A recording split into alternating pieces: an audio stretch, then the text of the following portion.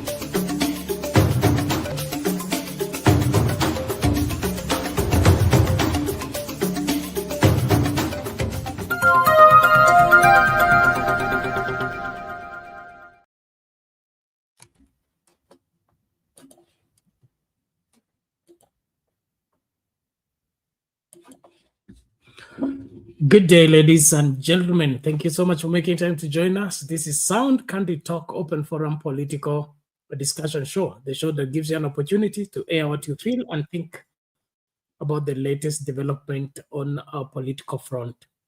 Well, a sad day in our country as lives are lost unnecessarily in the peaceful protests as Kenyans express their dissatisfaction by the current administration in their adducing of justice, as well as addressing issues that are hurting Kenyans. Families are mourning. People who are part of the protesters, others who are just on their way home, fell victim of bullets by the police during the protests. And afterwards, there are allegations of bodies heaped in places where we will be confirming those stories. But one thing is for sure, this country is out of joint. Things are not the way they are supposed to be. This is not how our country is managed, and this is not the way forward. I invite each and every one of us, as right-thinking Kenyans, we must do something about the way our country is being governed. This is not the way things should be done. The Interior Minister, Murkomen, claims this was an attempted coup, and therefore he is prepared to switch off the televisions in case that is warranted. This is being said by Murkomen, who is a lawyer, and when the judges and all the law experts find the switching off of the television or any form of live broadcast unconstitutional and unnecessary. Kenyans are expressing themselves within the framework of their provision of the Constitution, and it is within all that should be done. The government, on its part, is supposed to maintain law and order. What makes the government become an instrument of violence in the protest is a hard nut for us to. I don't know. I've tried to wrap my mind around it. I don't get it. I mean, there are better ways to handle this. We are losing too many lives over nothing. Yes, it's over nothing. I don't think anyone protesting or being around protest deserves to die. We don't need to lose the number of lives that we are losing because of protests. The government and all concerned parties must find an alternative way of dealing with the protests, or they should scrap it from the constitution. That is if they can. Well, thank you as you join from wherever you are. We are live on Facebook, Sound Candy Talk, YouTube, Sound Candy Talk Live, as well as Sound Candy Talk, TikTok, Sound Candy Talk. Thank you so much for being part and parcel of the great conversation. Invite somebody as we start this conversation. Let's talk. Let's tell each other the truth. Let's remove the mask and face everything as it is. Something is wrong somewhere, and we need it fixed. This is not how it is done. Well, thank you so much. Here is the link for those who want to join into the discourse. Please be on the forefront to invite somebody. Let's look into this keenly. The rate at which we are losing lives is unimaginable, and the reasons behind it, inexplainable. Like I said, and I keep insisting, nobody needs to lose their life because of protests. The killings are just too much. What do we want to achieve? Which record do we want to break? The William Ruto administration must address these issues, and the rest of the political players. Where are you? What are you doing on this matter? The young people we are killing with every passing day is not going down well with this country and with this generation. If you want to address the rage of the young people and the rage of the Kenyan people, you better find a better way. Scaring Kenyans is not working. Killing them is not working. Find the way it should work. Thank you. Let's start with that story of protests turn chaotic and we end up losing lives again. More lives this time than we did last year. This is unacceptable.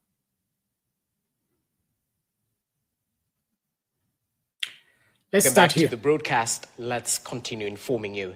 Now, it was an unease calm across many parts of central Kenya today, a day after violent demonstrations that saw destruction of property during protests organized by Gen Zs on Wednesday. What began as a wave of peaceful calls for justice and reforms turned chaotic, leaving a trail of destruction, injuries, and loss of lives. At least 4 people have been confirmed dead in Nyeri County alone, and dozens injured, including police officers. Our reporter, Clement Masombo, has pieced together the aftermath of the chaos that unfolded across the central Kenya region. Take a look.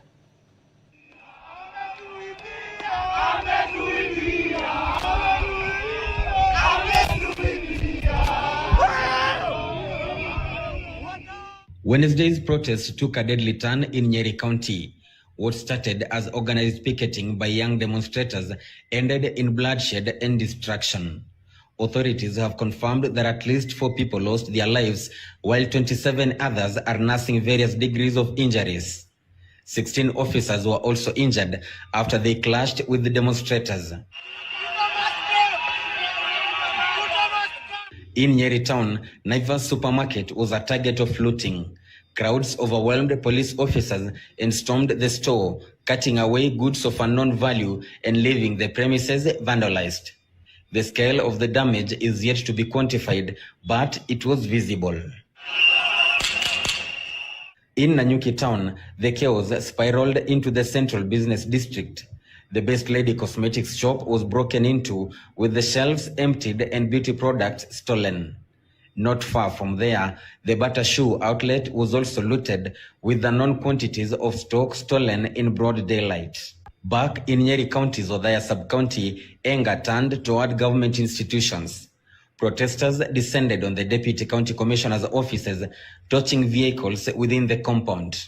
The protests, sparked by widespread dissatisfaction with the government leadership, appear to have evolved beyond peaceful demonstrations, raising concerns about the infiltration by criminal elements taking advantage of the unrest. Yesterday, we started our day very well with our march, and actually it was really peaceful, but we noticed on our way we had other groups who are trying to divert the movement or the protesters. We are very saddened by the turn of events that happened immediately after the protest was called off. There was a breakout group as we were having our march in town, which information is getting to us that some of the people were paid by politicians, and that was not what our intentions were. So the peaceful demonstration started very well at around 10 a.m. and ended around 2 p.m. And all through the protest was peaceful until there was a breakaway group that wasn't totally part of us. Even as the dust settles, families are mourning, businesses are counting losses, and the regional left grappling with the aftermath of one of the most intense demonstrations in the recent past. Naivas supermarket, one which was by yesterday morning, yesterday midday, was a supermarket full of life, now remains a shell. Actually, there is nothing that could be salvaged here. And what you're seeing, those are just some of the employees trying to piece together the remains of the shells that were left here. In the aftermath of the chaos, 25 people were today arraigned in Kerugoya court, accused of taking part in yesterday's demonstrations. Clement Masombo, KTN. Away from that, mambo ni kama hayo. Our right to picket and demonstrate is our constitutional right as Kenyans, but it appears we have elements that want to demonize the protests by making them violent and making them result into loss of lives as well as loss of property. And this is a game that has been on for quite some time. If you remember well, the protests as back as even 2017, 2022, 2023, when the government cannot, satisfy in responding to the questions Kenyans are raising, they would always find a way to mess something good so that it becomes evil. And of course, to look for an excuse to get that kind of right to either be withdrawn or be banned. Now, these are, tactics that have played for quite some time. In my opinion, it is a tired record. We can't continue like this. How does the government engage goons to stamp its authority? When did this government turn into or have a wing of goons as part of government?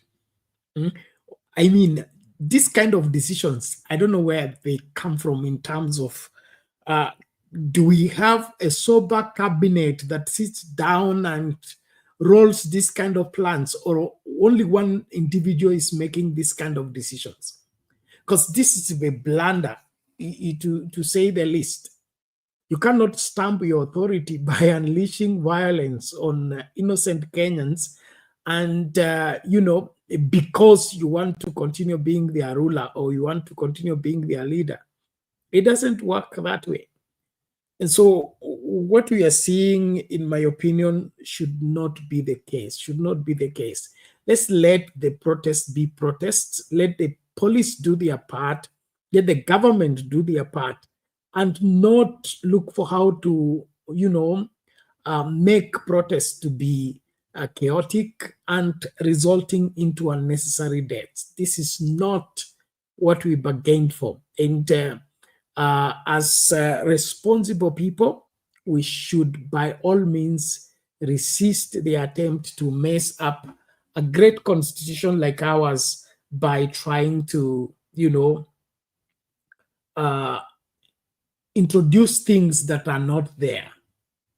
Kama serikali mmelemewa, mujusulu. It's that way, it's that simple.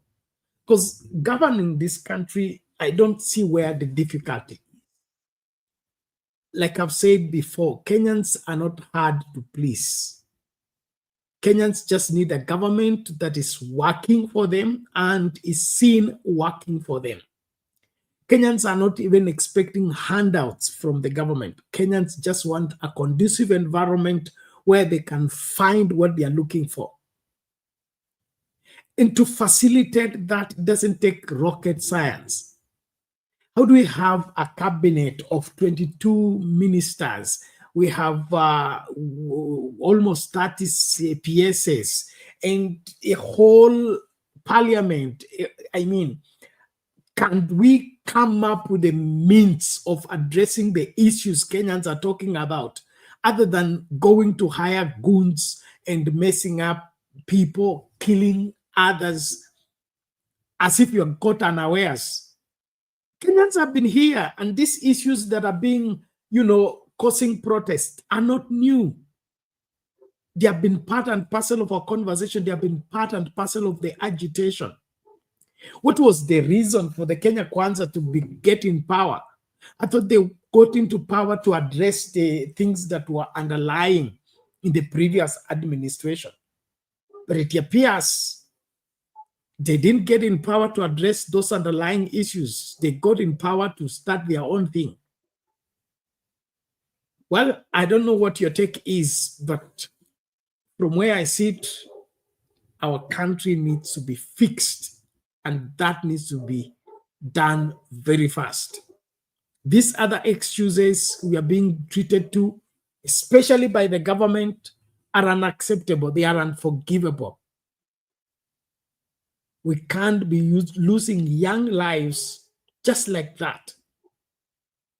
And all of it because kuna wale ambaye kuna kenge lingine ama kundi lingine limejitolea nasema linalinda urais. We are protecting the president or protecting the presidency. From what? Who is threatening the presidency? Let Kenyans be served. Let Kenyans be, whatever they are agitating about, be looked into. And we find a lasting solution. But if we are going to allow the militia, wherever the goons and the other players to be part of the wing of the government, we are opening up something we'll never be able to stop. So as government officials, as well as generally Kenyans, let's look into this matter as a serious matter. I also don't want to buy into what is being, pushed right now as a tribal protest, or one tribe is the one that is protesting. That's what some bloggers are pushing, and it's very sad that I don't care where those young people come from. Losing one young person from whatever is too painful. It's too painful.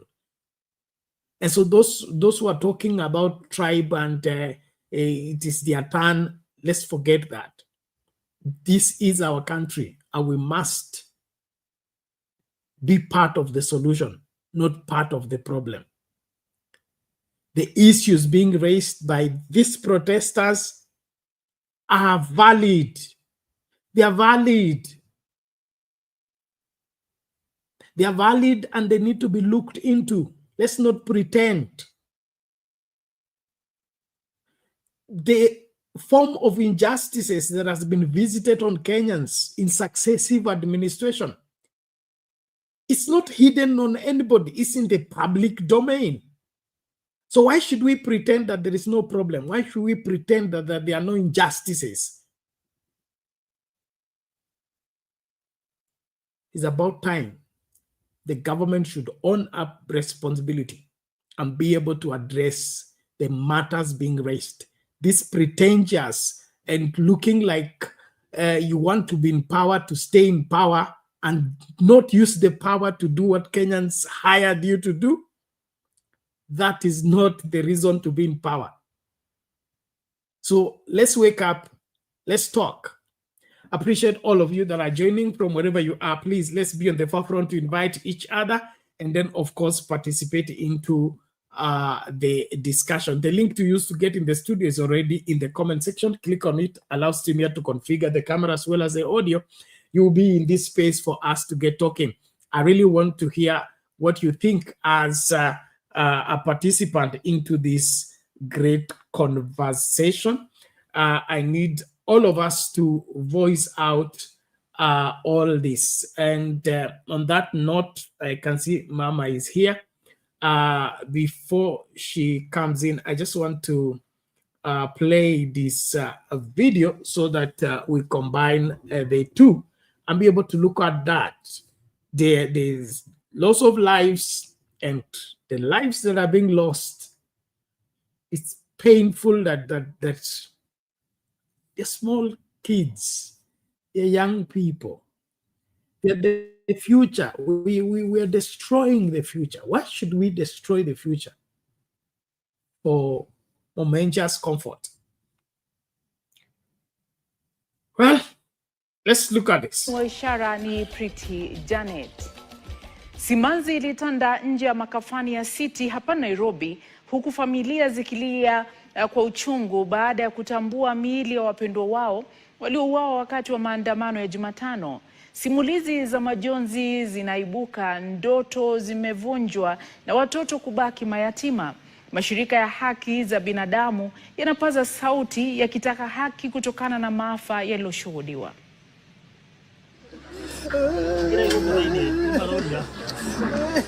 Uchungu wa kupoteza wapendwa wao na kilio cha haki vilitanda hewani katika makafani ya City hapa Nairobi Alhamisi. Familia zilipofika kuwatambua wapendwa wao waliodaiwa kuuawa wakati wa maandamano yaliyoikumba nchi nzima. Hawa Wangeshi anaomboleza kifo cha rafiki yake Moses Mwangi ambaye alikuwa dalali katika soko la Gikomba na mmoja wa familia za mitaani kutoka Majengo. Moses alijiunga na maandamano lakini hakurudi nyumbani. Alipoteza maisha yake huku maiti yake ikiwa na majeraha mabaya kichwani. Huo ndo tumejilia naye kwa street kuanzia nikiwa na 9 years mpaka nikuje nizae first born wangu. Huo ndo amenisaidia mpaka nikitaka kurepiwa town.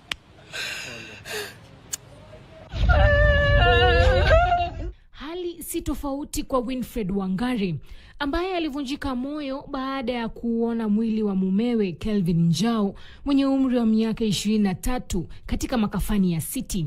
Kelvin, mjenzi wa barabara, aliondoka asubuhi kwenda kazini ila hakurudi. Alipokuwa anatoka kazini mnamo saa 11 jioni, anaripotiwa kupigwa risasi chini ya jicho lake la kushoto.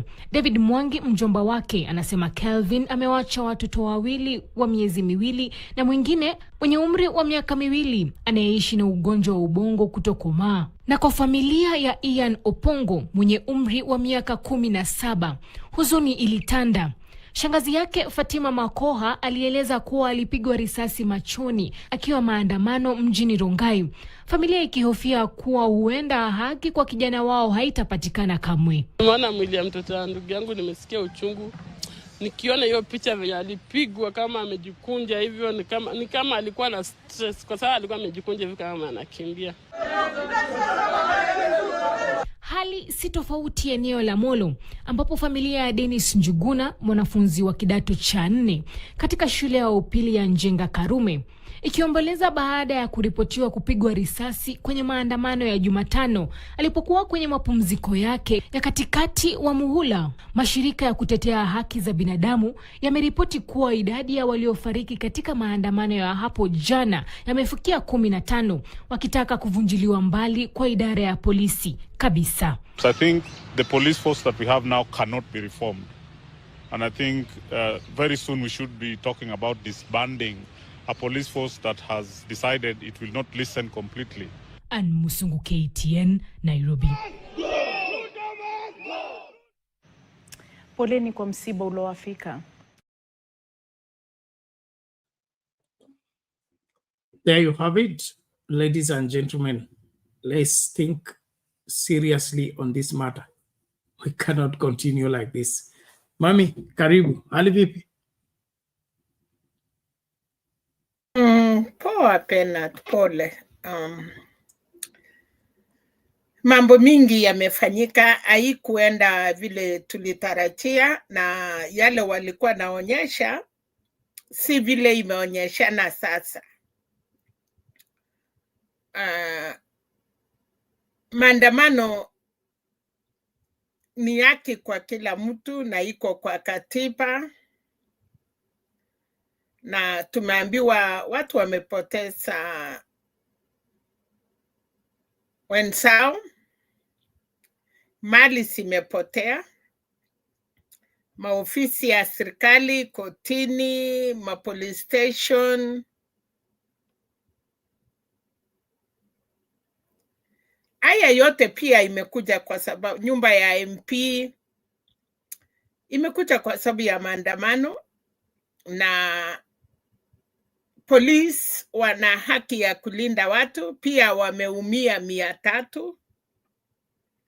Nao Penat, asubuhi ilikuwa ni kuweka maua alafu watu warudi nyumbani.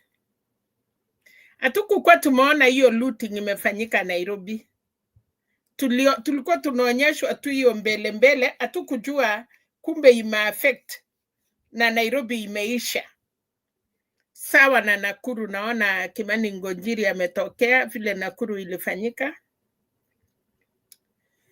Na nataka kushukuru sehemu mingi yenye vijana hawakutokea ama walitokea na hawakuharibu mali. So mambo ya Nairobi Penat imekuja na mambo mingi. Wakati ya maandamano ya ODM, for example, ile ya ODM ilikuwa inaitwa nini? Hiyo ya Azimio. Ni viongozi wenye, baba mwenyewe alikuanga ndani na viongozi. Na ilikuwa ni rahisi kucontrol vijana. Unakumbuka hata vijana wengine wakitaka kuipa masimu, walikuwa nachapwa wanarutisha. That one ilikuwa rahisi sana kucontrol. Ni polisi ilikuwa inawachapa, inawadispatch na wanaenda. Hii ya jana sasa ilikuwa ni vijana, na at least polisi wamejaribu. Si kama hiyo ingine yote imekuwa ikifanya. Ikifika mahali wamechapwa mpaka unaona vile imefanyika, at least they try, lakini haikufanya vizuri. Now, watu wenye wamepoteza mali yao wanasema serikali ingechunga. Hawa maaskari ni wangapi? Ya pili, wenye walisema vijana, kuna makanisa na watu wote walisema vijana wapatiwe uhuru waende maandamano na warudi nyumbani. But again Penat, tukisema serikali inakatalia kutoka ama Kasongo, why can't we wait for 5 years? Kwa sababu hii ya kusema atoke saa hiyo ni revolution. Kwa nini tusichukue kura na tujue, tujitahidi? Kwa sababu hakujiweka, walimchakua. Na wale watu wa opposition, Kalonzo, Matiangi, hiyo group ingine yote wa Munyoro, wherever, I don't want to talk about them. Hawakukait vijana CNC kwa sababu hao wamesema ni wakubwa ya CNC. Kwani hawa wangekait CNC kumwambia vile inatakikana? So kuna mambo mingi Penat. Nimeona CS Kipchumba Murkomen ama anaitwa nani, wamesunguka kuona damage. Hiyo damage imekuwa mingi sana. manyumba zimechomwa, mali za watu zimeporwa, na pia tutalaumu serikali of course, sababu hawa ndio wangekuwa lazima wachunge watu. Lakini ukiangalia hiyo route vile hata wewe unaona saa hii, hawa mapolisi walikuwa na chapwa.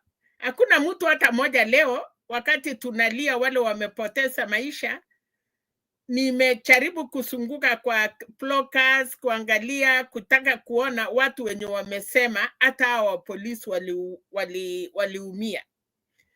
Kuchoma kotini, kuchoma files, kuchoma police station, kuchoma magari ngapi, kuchoma police station, hizo mafiles. Sasa hizo ilikuwa inahusika nini na maandamano? But tulikuwa tunaambiangwa kuna wale walisoea kung'oa redi na maandamano ilikuwa yao. So this time round, Bernard, hata kama hatutaki ukabila ama hatutaki, tunasema ukipanga, kuna ule mzee alisema ukishimba shimo usichimbe ikuwe mrefu sana, ukifikiria mtoto ya jirani ataingia. Akasema chimba karibu, hili mtoto yako akiingia upate kutoa. Hakukuwa mchinga, he knew wakati unapososana ukitarajia mtoto ya jirani ataingia ndani, pia ni kujua mtoto yako mwenyewe anaweza ingia. So tutafanya nini kama Wakenya? Yametendeka. Nimeona kuna wengine tena wamesema Sabasaba ni next month. Hiyo Sabasaba haikukuwa mambo ya CNC, na Sabasaba ilikuwa ni mambo ingine, ilikuwa tofauti. So how do we remove a government? Tunatoa government tukipita maandamano, tukienda mapenduzi, tunatoa government through election. How do we remove a government? Kwa sababu imefika mahali lazima tuambiane ukweli, Bernard. What do we do? If you say Kasongo must go, you are the one who put Kasongo in. Hakuna mtu atakuwa kwa serikali ana walk out anasema kwa sababu tumesema atoke. We have to wait for 5 years. Aondoke, tuweke serikali ingine. Tuchiami, tukate kura. Na kama ni maandamano tutaenda, itaendwa aje? Ni ukweli utapiti waende pile baba alisema. Waseme wanaanzia wapi, wanamalizia wapi, wapatiwe security ya kuescort ili wenye wameenda maandamano wakuwe safe na wenye biashara wakuwe safe. Okay. Mami, nimekusikia na mi naona ni kama unachanganya mambo mawili tofauti. Swala la watu aswa ile ilifanyika ni Olekalau ama wale walichoma gari wakachoma nyumba ya nini, I think ilikuwa ofisi ya county commission ama deputy county commission. Hakuna mtu alitoka kwa nyumba na kiberiti kwenda kuwasha hiyo nyumba. Hao vijana walipandwa na hasira wakati polisi aliua mama ama msichana, piga risasi afe. So when they saw one of them has been gunned down, they were reacting on the same, and that is what turns the peaceful protest to become chaotic when the police turn the gun on the people. So there are two issues here. There is the excess use of power by the police, and there is also the extra government processes of trying to paint maandamano kuwa mbaya. So by zile kesi zinasemekana sijui kina Sakaja nini wana hire goons.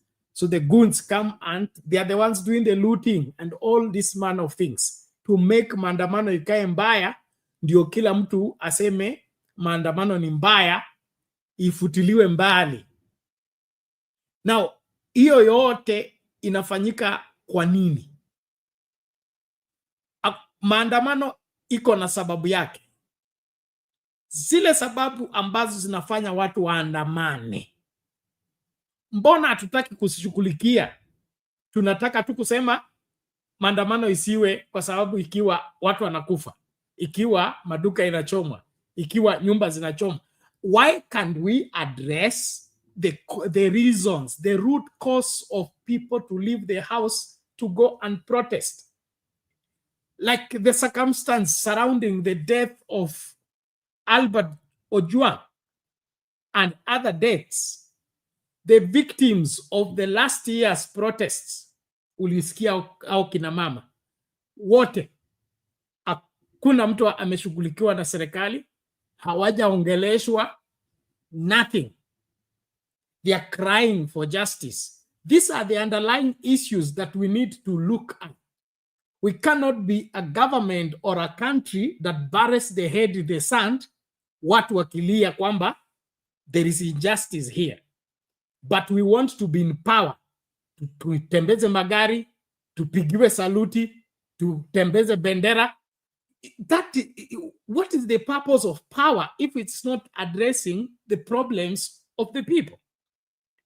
So, hapa mimi nataka ukweli.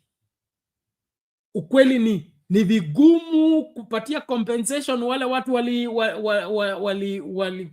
walijeruhiwa katika maandamano. Hawa watu walijeruhiwa na polisi. Why can't we address that other than looking for how to excuse what is obviously out of order? Hata kama umelemewa, uko na bunduki, why should you shoot somebody in the stomach, shoot somebody in the face, shoot somebody in the eye? I mean, there is no an outbreak of war in Kenya. Mtu anangoja magari kwenda Kawangware apigwe risasi kwa shavu. That is not even policing. So what is going on here needs for us to get to the root cause of the same. Polisi wamekasirika, hawajalipwa, ama wametumwa kuua. Hiyo ndio tunapaswa kujua. Lakini atutafute excuse at watu wana protest kwa nini? Sababu za kuprotest ziko na ni nyingi na ni za kweli. So kama tunataka haki, tusimame na haki. Lakini tukitafuta excuse kwangu, tutakuwa tunaharibu sana kile kitu ambacho tungekirekebisha. What is making the police shoot the people and shoot them to kill? Not shoot to maim, not shoot to take them to the doctor waokelewe. Mtoto wa shule apigwe risasi kwa macho. What kind of policing is that? Hata kama wamepigwa mawe. In self-defense, sheria. Self-defense inasema uwezi kutumia silaha ambayo inazidi ya yule mtu anakuattack. Mtu akikuja na mwiko, you answer na mwiko. Akikuja na mawe, you respond with mawe. Akikuja na sufuria, you respond na sufuria. Uwezi tumia gun kinyume na mtu amekuja na rungu ama amekuja na kisu. So we cannot even say the police were doing self-defense. That's not self-defense. Do we have a killer squad in the police that has been sent to kill Kenyans? Why should that be happening? I think that's the place for us to start the conversation, not for us to brush around it and, look for how to sanitize it. There is no justifiable reason why anybody should be killed. And Penat, compensation is from when? Ni wakati ya CNC ama ni wakati ya ile watu yote kina Baby Pendo waliwahi lipwa? That is the same thing we are saying. Yeah, kuanzia saa hii kama kesi ni ya Pepi Pendo ndio compensation, inaendelea. kama Kesi ya ni Pepi Pendo ndio hivyo, inaendelea kama ni hivyo, Yes. itolewe listi ya watu yote kutokea wakati ile waliumizwa, then watu wajue. It cannot be selective. We are not we are saying those are the reasons why people are going to the street, underlying injustices that have not been addressed, and the government has to shoulder the greatest responsibility for that. Pretending that there is no problem and people are not crying, that will not help them. And the earlier they learn that, the better. All in all, ladies and gentlemen, we are making progress. Please make sure you invite somebody and let's engage. Thank you so much, those who are joining on the comment section. Please, let's remain civil and let's do what we must do to fix what has gone wrong with our country. Nimlete moja kwa moja Undumani na tusonge mbele. Undumani, hali vipi? Salama Bella, nimejaribu kukutafuta lakini nimeshindwa, lakini sasa Mungu amenisaidia, nimekupata katika mjadala. Hamjamboni wote. Hatujambo, karibu. Asante Bernard. Bernard, nasema namna hii. Serikali yetu ni burukenge. Serikali kwa burukenge haisikii la muadhini wala la mteka maji msikitini. Haisikii chochote Bernard. That's why Moi alisema yeye hakuna kiongozi hapa hakuna. Wakati ya Moi alikuwa anasema sioni hapa kiongozi. Odinga alikuwa, Ruto alikuwa, Saitoti alikuwa, Kibaki alikuwa, sijui nani alikuwa. Hao ni kiongozi Bernard. Hiyo kiongozi yule mwenye ako na maslahi ya mwananchi kwa roho yake hakuna Bernard. Na nikajua ya kwamba Moi alikuwa anasema ukweli. Kiongozi hakuna Bernard. So tunasema namna hii Bernard. Wakati Raila aliingia kwa uongozi wakaona kila kitu iko sawa. Haikuwa sawa Bernard. Waliingia kwa uongozi wakati ile agency ya kwanza wangekaa chini waweke mjadala na agency. Si ati kuchukua Odinga na kuweka ndani ya serikali. Kuweka ndani Odinga ndani ya serikali haiku solve chochote Bernard. Ndio ililete maneno mingi Bernard. Wangesaidia vijana walikuwa wanataka nini? Vijana wanataka nini? Wakae chini wajue hao vijana agency walikuwa wanataka nini. Si wakati ya agency, wakati ya maandamano ya kwanza wanachukua sasa suluhisho, wanafikiria Odinga ndiye anaweza kusuluhisha na shida ya agency. Serikali ikachukua Odinga ikaingiza kwa serikali ndani. Haikujua hivi vijana wetu wanataka nini. Huwezi kunyanyasa baba na tena unyanyase na mtoto. Hii serikali ilinyanyasa sisi. Ikatunyanyasa kabisa. Na watoto walikuwa wanaangalia vile serikali inatunyanyasa. Serikali inatunyanyasa, vijana wanaangalia. Vijana hawana kazi, hawana nini. Ile serikali inaambia vijana waende ngambo kuosha manguo ya watoto huko ngambo. Ya Waarabu huko ngambo Bernard. Hiyo ndio serikali inaweza kutafutia vijana kazi. Hati kazi iko ngambo. Kwani watu wamesoma hawezi kubuni nafasi ya kazi hapa Kenya? Wafungue Kikomi, wafungue Muhoroni, wafungue Mzoya, wafungue Paper. Hii yote viwanda vyote vifanye kazi. Hivi vijana wafanye kazi. Lakini hao vijana hawana kazi ya kufanya. Hiyo bunge wetu wako na haja ya kupora inji. Na mtu Bernard hawezi kupora baba yako tena akuja apore mtoto Bernard. Hii serikali imepora kabisa. Mpaka ya pili imesahau kubuni nafasi ya kazi. Unaona mtu anaiba pesa, mamilioni ya pesa anaenda kuweka Dubai. Anaiba mamilioni ya pesa anaenda kuweka ngambo. Na anawacha inji yake kafu Bernard. Sasa wanafikiri watapata amani, wao kule nyama, mwingine akule nyasi. Wao kule nyama, ufurahishe watoto wako wakule mzuri, wakunywe chai mzuri na watoto wengine wakosa kunywa chai mzuri. Hakuna Bernard usawa katika inji Bernard. So hiyo serikali ilala usingizi ikafikiria kwamba sasa Odinga ata solve problem yote. Ikachukua Odinga ikaingiza katika serikali. Ikakosa kujua ya kwamba shida iko, wanafunika shida, wanafunika. Ni serikali ya kufunika Bernard. So ile kitu wanasema tu wazazi hao watoto wafunze hao watoto tabia. Hao ndio wana tabia Bernard. Kwanza hao ndio namba moja wafunzwe tabia Bernard. Wafunzwe tabia Bernard. Kwanza wajue kuishi na watu. Wajue kuishi na watu Bernard. Kwa sababu nitakana uchukue mtoto yako kama mtoto ya wengine Bernard. Usione mtoto yako si ni wa maana kuliko watoto ya wengine Bernard. Na wasitutishe Bernard. Vitu ya kututisha wakuwe na suluhisho. wasijipige kifua. Kujipiga kifua, wanajipiga kifua hadi sisi tufunze watoto wetu. Tufunza, kwani hao hawajui kufunza watoto yao Bernard? Hawajui kufunza watoto yao Bernard? Hii ni nchi ya Kenya, ni nchi yetu yote Bernard. Ni sisi, hii ni nchi yetu. Kila mtu atoshe kwa hii nchi Bernard. Si wengine watoshe, wengine wakosa kutosha Bernard. So wakae chini na jensi, wakae chini na vijana hawa, wasitishe vijana. The moment unatisha vijana ndio wanakuwa na mori ile ya kufanya kitu Bernard. Wakae chini na hao vijana, wajue vijana hao wanataka nini. Baada ya wajue vijana wanataka nini, wawape haki yao, wawape vijana haki yao, vile wanaompa watoto yao haki yao. Haki yao, watoto ya Ruto wako kwa kasi, wanamsumbua. Watoto ya Ruto wako kwa kasi, watoto ya Mudavadi wako kwa kasi, watoto ya speaker huyo anaitwa Wetangula wako kwa kasi Bernard. Wanafurahi na kuendesha magari kubwa kubwa, na watoto ya wengine. Hii inji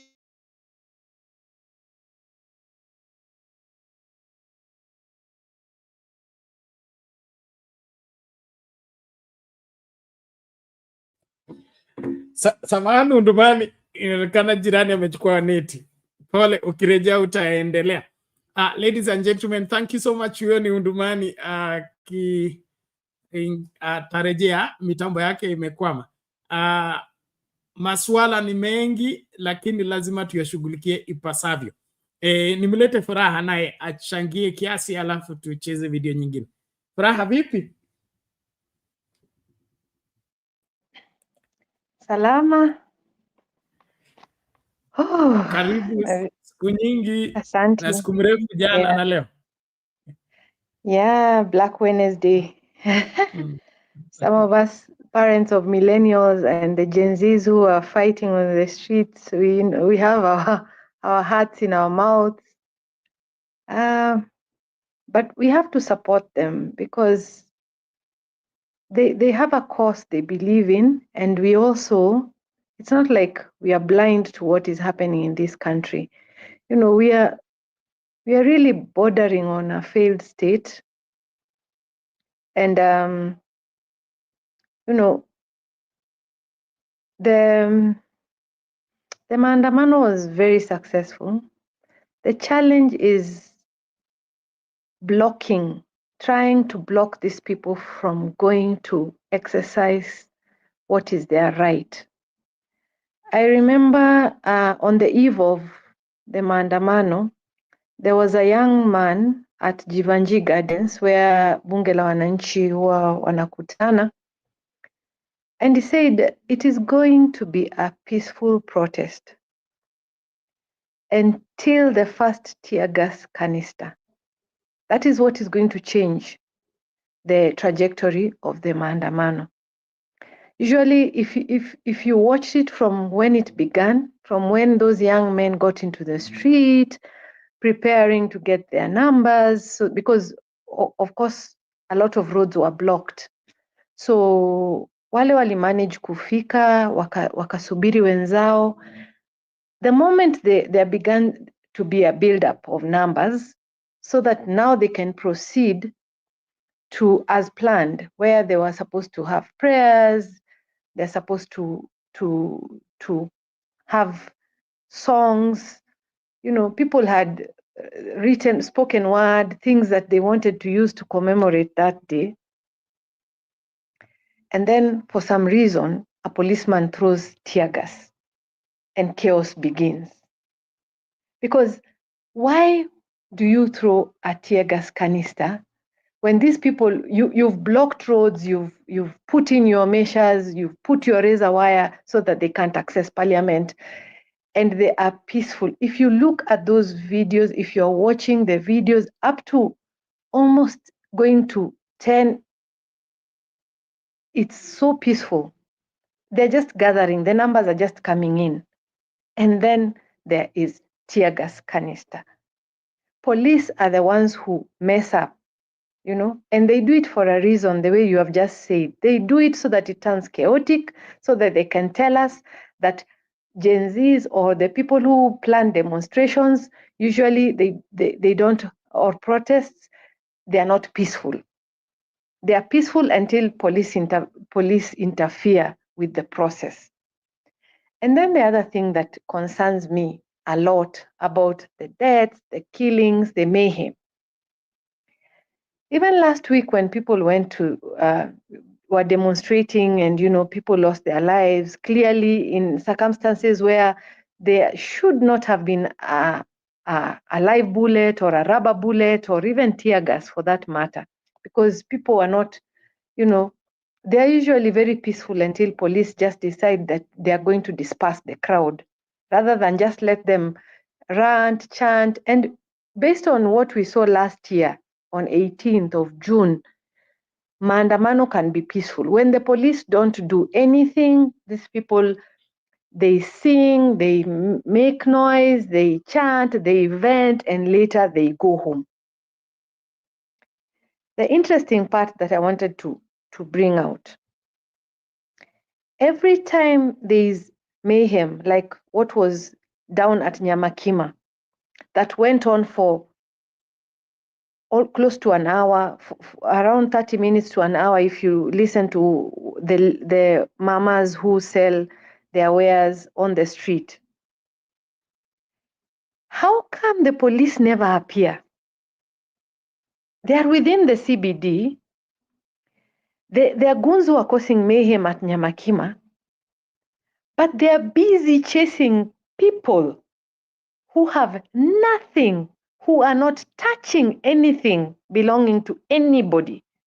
But police will be there throwing a tear gas canister at someone who is kneeling on the road, in the middle of the road, putting their hands up, carrying a flag and saying, "We are peaceful," and a police group will charge into that group.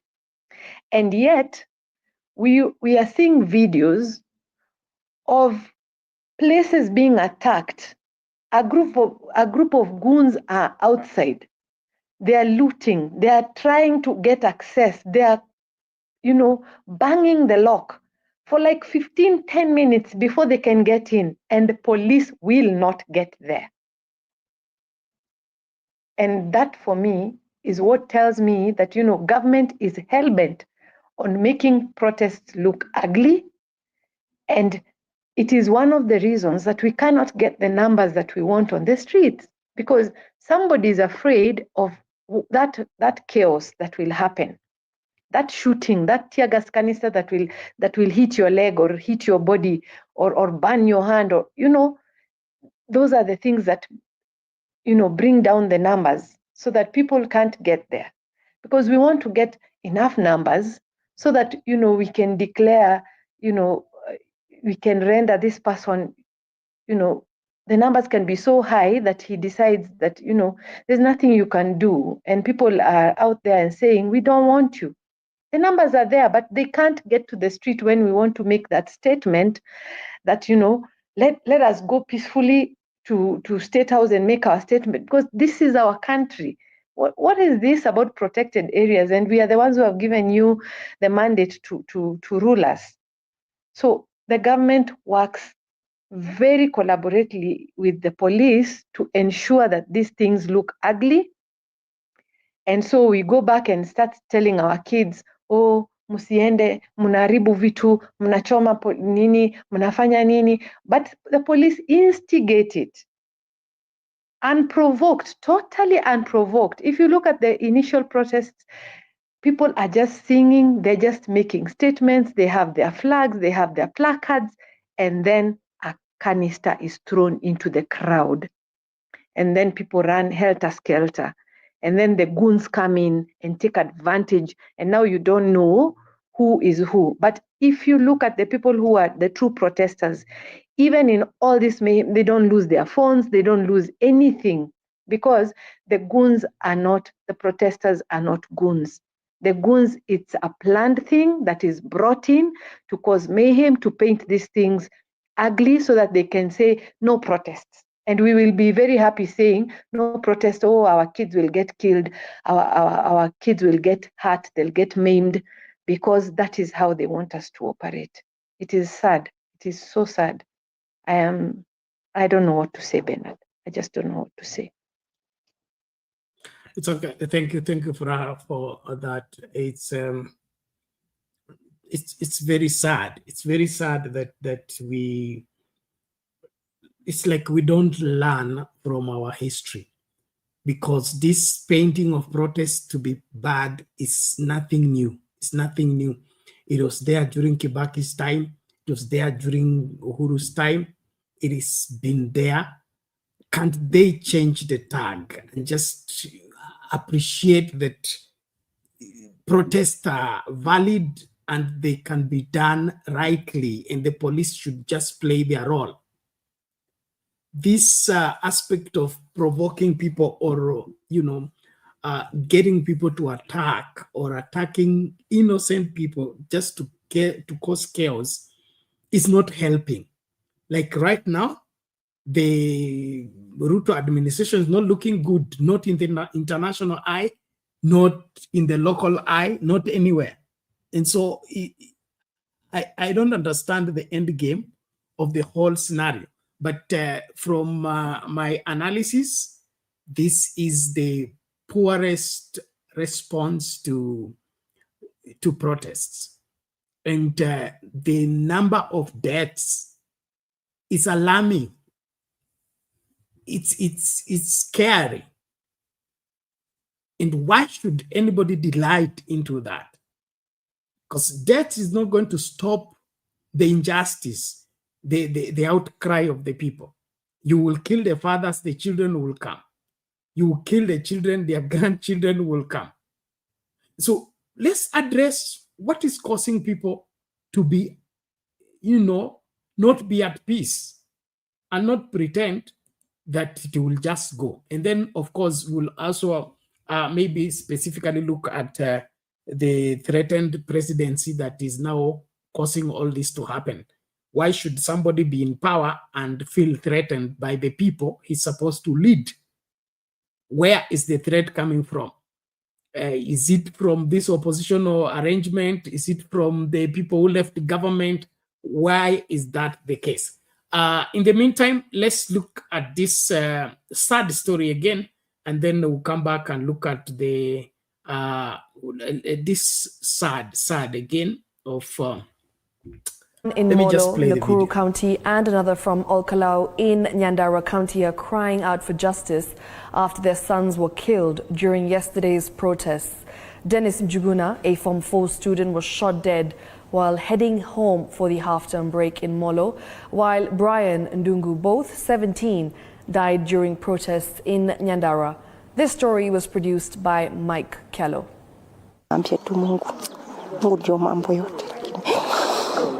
Following the closure of schools for a short holiday, 17-year-old Dennis Njuguna, a Form 4 student, had gone to spend time at his brother's home in Molo Town, Nakuru County. But on the evening of the protests, at around 4 p.m., he decided to return home. This turned fatal when chaos broke out in Molo Town. Dennis, who was riding on a motorcycle, was shot in the head. Risasi imemtoa kwa motorbike. Hata kofia alikuwa na kabosori kwa sababu alikuwa ametoka shule na niguo tu alibadilisha, hata sijui kana hiyo mtoto kama alikuwa amekula lunch. Sasa nikiwa kama mzazi mimi niko na uchungu mwingi sana wa mtoto wangu. Jua tafadhali wangetumia tu hiyo kinini ya kutoa machozi. Ama hata afadhali basi hata wangemuonga pale pengine nimuonage. Sasa ili walienda kumrusha risasi ya nini natokea huku ina. His sudden death has shattered the hopes of his mother, a grieving widow who had pinned her future on him. Hata mwenye tu alimpiga risasi Mungu aliyejutua na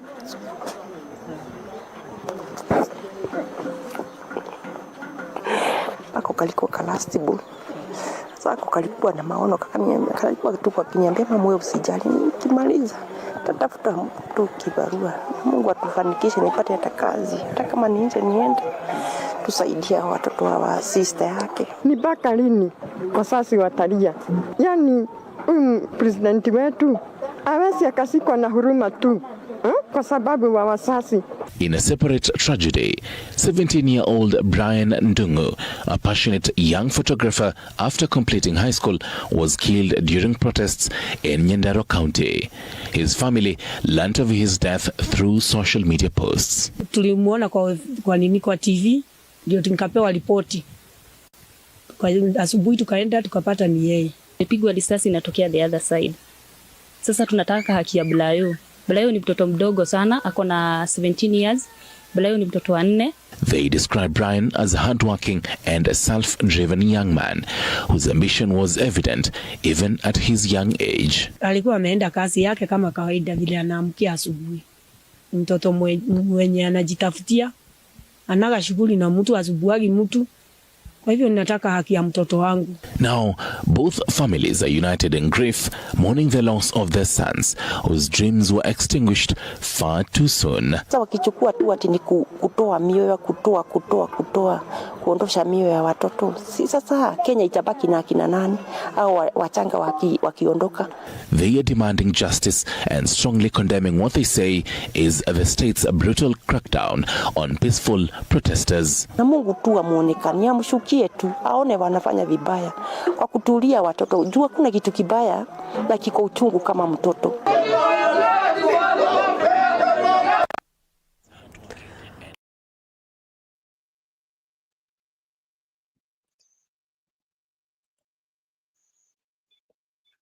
There you have it. Mami, you can weigh on Undumani, mute kwanza kidogo tu. Kenneth, unajua ukiona familia na ni wamama wanahangaika na watoto, it is even difficult to talk. 17 years, hata kama ni mkubwa, loss alive is alive. Na akukonjeka, akukua. It has to be a way anyway.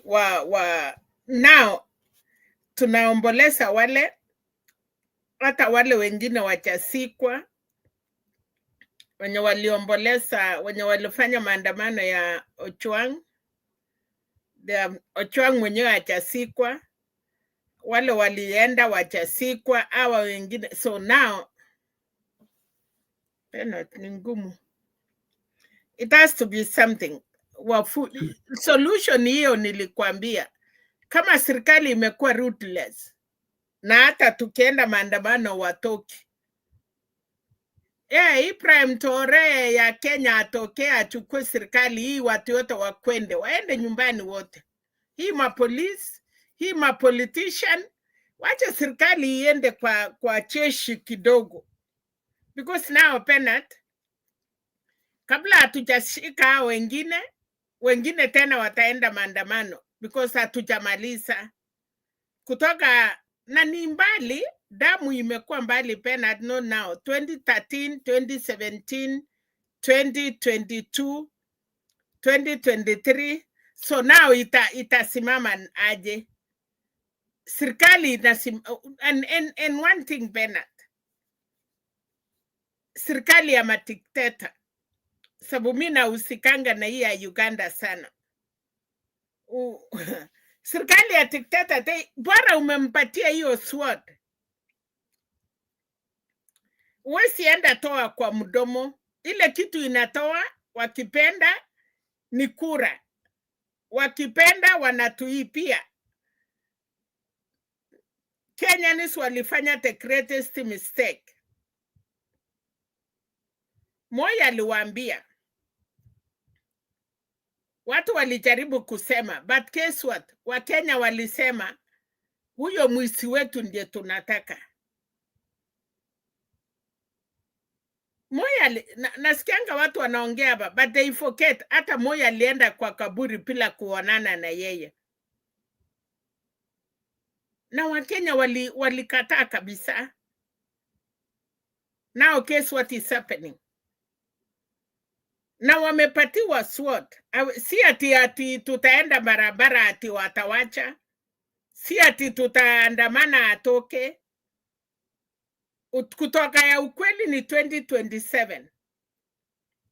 Na kama hatutaweza kumtoa, then nilikwambia jana wanamwaka inaitwa nini? Kitoweo. So kumwaka kitoweo imwakwe, kila mtu aende nyumbani, because now makanisa hawachatokea. Kuna wale walisupport, kuna wale wanasupport vijana, kuna wale wanasupport hii serikali, wanasiasa kina Kalonzo mwenye anakuanga na amani, anakuanga mtu ya kupeleka amani outside. Ndio hiyo alienda na maua. What do we do now, Bernard? We have told Kasongo must go. When? He cannot. Dawa ya hii Kenya ndio tusiendelee kukufa na sikia vile Chief Justice aliongea huko Kiambu wakati alivisit hiyo law court. So matachiri wale watu wanafanya kazi, hakuna mtu ako tayari kumwaka hiyo unga yake penat. They don't want. Wawezi. Hakuna mtu mwenye anaona sisi tu binadamu, wale wanyonge wanakufa, wanalia, inaendelea, tunalia, tunarudi after 1 month, wanapika tena, wanaendelea, because hawa maaskari pia hawataki kwenda nyumbani. Hawa wachumbe, they don't want to lose their seats. Hiyo the president hataki kwenda. Judiciary, they don't want to go. All right, Interior Cabinet Secretary Kipchumba Murkomen said. Unaweka kitu?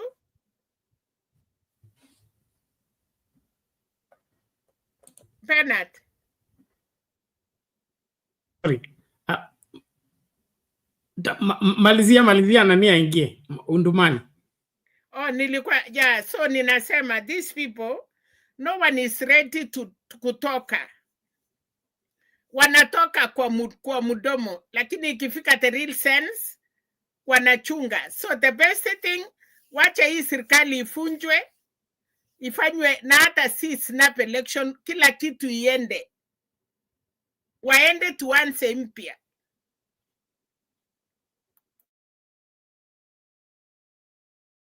Sawa, asante. Undumani, ulikatiwa hewa. Tamatisha ujumbe wako alafu mlete nani? Asante Bernard. Mimi nilikuwa nasema namna hii Bernard. Hawa si serikali haijui makosa ilitokea wapi. Haijui Bernard. Na mimi naona rais ako na advisor. Advisor chungu msiba. Yeye hata mimi pastor hata sina advisor hata watu watatu Bernard. Rais yako na advisor wengi jadi drum msima, sijui mkokoteni msima. Hawa advisor na muadvise nini Bernard? Na hii serikali imejaa watu ya viburi, majivuno, kujipiga kifua Bernard. Hati wao wanatumia polisi kwa sababu kuna polisi Bernard. Mtu anakuwa na kiburi. Na siku moja Bernard hao polisi watawageuka Bernard. Watatamani kutoroka Kenya hii lakini hawataweza Bernard. Hawataweza Bernard. Hii serikali ya kuua watoto wetu, wanaanza kuua watoto wadogo, Bernard. Lakini tunasema namna hii. Wale mimi sikuchagua yeye Bernard. Wale walichagua yeye ole wao Bernard. Lakini kura yetu ya 2027 Bernard, mtu asifurudi afanyie ukarabati. Ile shida yetu tunapitia Bernard ya watoto wetu kukufa, akae tu kwa hiyo kiti. Kama anaweza kukaa kwa hiyo kiti, akae kwa hiyo kiti mpaka 2027. Lakini 2027 asifanye ukarabati. Ukarabati asifanye. Tusipate chepukati mwingine Bernard. Na tunataka kupiga hii kura, tupige tuondoe hii serikali katika madaraka. Lakini wasitufanyie ukarabati Bernard. Vile wameua watoto wetu, sisi tutawakujia Bernard. Tutawakujia. Na tutangoja watoto wetu wawe na wakuishe Bernard. Hatutangoja Bernard. So 2027 tutangoja Bernard 2027. Wahesabie kura yetu kwa ile njia mzuri. Kwa sababu wako na wasomi, wako na madaktari, wako na sijui na nini, wako na nini Bernard. Wahesabu kura yetu mzuri, wasihesabu kura yetu kupitia kwa mlango ya nyuma Bernard. Wahesabu kura yetu mzuri 2027. Na wasifikirie 2027 watatumia polisi, watumie jeshi, kwa sababu hawa wanajipiga kifua, wanasema watanidu nini, watanifanya nini, ati mimi ndo niko na sword. Ndio hiyo sword mwananchi ndiye alikupatia. Wewe ulipata wapi hiyo sword? Hiyo sword mwananchi ndiye alikupatia, akajua ya kwamba utachunga maisha yao. maisha yao na mali yao. Hakukupatia hiyo sword uue watoto wetu. Hakukupatia hiyo sword unyanyase watu Bernard. One day the window of fortune will have to blow. If the door is closed, the window is open. That window of fortune will have to blow. 2027 Bernard, uhesabu kura yetu kwa ile njia mzuri. Tutoe serikali katika madaraka. Kwa sababu hatutakuwa katika ile serikali ya kuua watoto wetu. Halafu wako na kiburi, majivuno, wanaongea kama asifu hao wamefika mwisho Bernard. Hata viongozi hawa wabunge wanaona watoto wetu wanakufa. Wabunge, kuna mbunge anatoa matamshi ya ujinga. Matamshi ya ujinga anasema kama maumau wakulipwa, hao wengine watalipwa namna gani? Huyo mbunge anakaa namna gani Bernard? Constituency gani hiyo ndio ilimchagua mbunge kama huyo Bernard? Hao wabunge ndio wanatakana wasaidie Kenya vile iko namna hiyo Bernard. Utumani pole, Reverend Lala anauliza umutumie link Bernard. Pole. So, Bernard, tunataka hii serikali ibadilishe nia vile ilivyo vijana wanataka wapatie vijana haki yao. Wesi kuwa alinyanyasa sisi miaka hii yote, pia wanyanyase na watoto wetu. Watoto wetu wesi kuchoka Bernard. Hata wakimalizwa Bernard wesi kukuisha Bernard. Na saa hii Bernard hakuna wakati ya kujipiga kifua. Wakae nao jenzi chini, wakae na vijana chini, waongee na vijana watawasaidia namna gani Bernard. Lakini kuwatisha tu watawatafuta moja moja. Watawatafuta na nini? Watawatafuta na Subaru. Watawatafuta na Subaru. Bernard, wakae chini. Suluhisho si kutafuta watoto wetu na Subaru. Suluhisho si kutoa watoto wetu kwa wazazi na kwenda kukufia kwa jela Bernard, au kwa seli Bernard. Watafute mustakabadhi wa kusaidia vijana wetu. Watafute mustakabadhi wa kusaidia watoto wetu. Wasijipige kifua ati wako na polisi, wako na upelelezi Bernard. Waone chanzo ya hii maneno ni nini? Chanzo ya hii maneno sio Odinga kuingia kwa serikali Bernard. Waliona Odinga ameingia kwa serikali ati Odinga ni jenzi. Odinga hapana jenzi. Wakae chini wakae na vijana chini waone vijana wana shida gani. Si kuingiza wa Odinga katika serikali Bernard. So hii saa hii wasijipige kifua, watafute namna vile wanaweza kukaa chini na vijana. Rais atafute vile anaweza kukaa chini na vijana, aongeleshe vijana, na sisi wazazi watu waongeleshe. Wasiseme sisi wazazi tunafunza watoto tabia mbaya. Hao ndio wanafunza watoto wao tabia mzuri Bernard. Hao ndio wanafunza watoto wao tabia mzuri Bernard. Wapatie watoto wetu kazi. Vile umepatia watoto wao kazi. Watoto wao wako busy. Wako na magari kubwa, wako na viwanda, wako na nini. Wapatie vijana wetu kazi, wamesoma Bernard. Wasichukue watoto wetu tukwenda ng'ambo kuoshea Waarabu matandiko yao ya kulala Bernard. Wabuni nafasi ya kazi hapa Kenya, watoto wetu wafanye. Rais ni mtu amesoma, ni daktari, ni nani. Wabuni nafasi ya kazi hapa Kenya, watoto wetu wasome. Lakini wasipobuni nafasi ya kutosha watoto wetu wafanye, bado hakuna kitu wamefanya Bernard. Bernard, bado hiyo chakula watawekea vumbi. Jana walikuwa wapi Bernard? Wanaingia kwa television kuanza kubweka hapo. Mbona jana hawakubweka Bernard? Mbona jana hawakubweka? Wanawacha watoto wa watu, polisi wanawawa, wanawacha watoto wa watu wanawawa, alafu baada ya hii wanakuja kwa television wanaanza kubweka. Wanabweka nini Bernard? Wakae chini kuliko kutishatisha watoto wetu, wakae chini waangalie mustakabali ya watoto wetu. Si kutishatisha Bernard. Wajua kwamba wakati wanatisha watoto wetu hawa watoto walizaliwa na watu Bernard. Hawa watoto wako na wazazi, wako na ndugu zao, wako na baba zao na mama zao. Vitu ya kusema kutishatisha watu, hatukusema tutaanza kuwatafuta moja kwa moja, ndio watawatafuta. Lakini Subaru wakati inakuja kutafuta mtu Bernard, wajua kwamba serikali, wajua kwamba mwananchi akikasirika, hii serikali watakuwa nayo Bernard. Waangalie mustakabali ya kusaidia hii watoto. Si vitisho Bernard, si vitisho. Wasiletee sisi vitisho. Serikali siletee sisi vitisho. Wakae chini na vijana watengeneze hii maneno na iishe Bernard. Si ati hao wanaendesha magari kubwa, watoto wao wanasoma mzuri, wanakula mzuri, wanakaa kwa manyumba ile kubwa na watoto wetu wanahangaika. Watoto wao ndio nani hao walizaliwa Kenya hii Bernard? Hakuna mtu alizaliwa wa maana Kenya hii. Sisi wote tuko sawa Bernard. Hii Kenya itutoshe wote. Lakini wakifikiria hii Kenya itawatosha peke yao Bernard, hii itawatosha. So wasitubwekee Bernard. Jana wangebweka, wanakuja leo kwa television na kubweka na kukupatia watoto wetu vitisho. Wasipatie watoto wetu vitisho, wakuwe na suluhisho ya kusaidia watoto wetu Bernard. Ni asante Bernard. Okay, asante sana Undumani, tunashukuru ujumbe umefika na yeye aliye na sikio asikie kile ambacho watu wanakisema. Uongozi wa nchi unahitaji hekima, unahitaji kushauriwa na unahitaji kusikiliza wale unaoongoza. Inaonekana hiyo hekima haijafikia serikali ya Kenya Kwanza.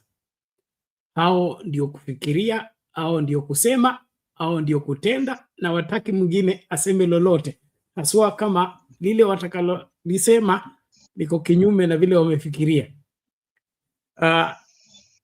What is hurting most is the attitude, the arrogance and the carelessness of the people that have the responsibility over the people of Kenya. The debate about the sword. The purpose of the sword, according to the Constitution, is to defend Kenya and defend Kenyans against external aggression. It is not to cut Kenyans, it's not to shoot Kenyans, it's not to kill Kenyans. The sword is given kama vile mzee anapewa rungu. Sababu ya hiyo rungu sio kuchapa watoto na kuchapa mkewe na kukosa havoc kwa nyumba. Hiyo rungu amepewa ni kushambulia adui yeyote atakayetoka nje kuingilia watu hapa kwa nyumba. Kenya Kwanza needs to have an orientation on how the Constitution works and how the Constitution holds them responsible for each and every life of every Kenyan. But what they are drunk with right now,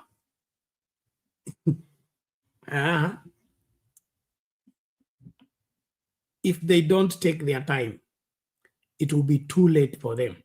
And probably it's already too late. Well, we're making good progress and time is flying, so let's manage time please.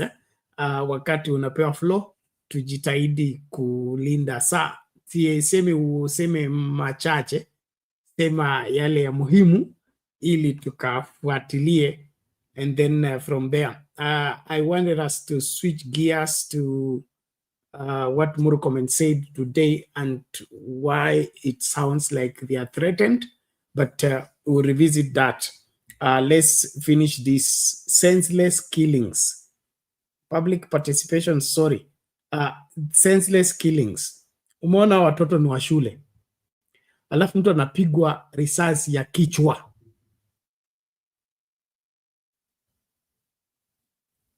Mtoto wa shule, risasi ya kichwa. Does that even compute? This kind of killings only happen in an outbreak of a war. And then I don't think even that happens. So ni polisi yupi huyu anaona mtoto ni wa shule? You can tell who is under 18. It is clear. You don't need rocket science. Then you open your revolver and blow away their brains. Ati unalinda serikali? Mtaniambia. Public participation, karibu.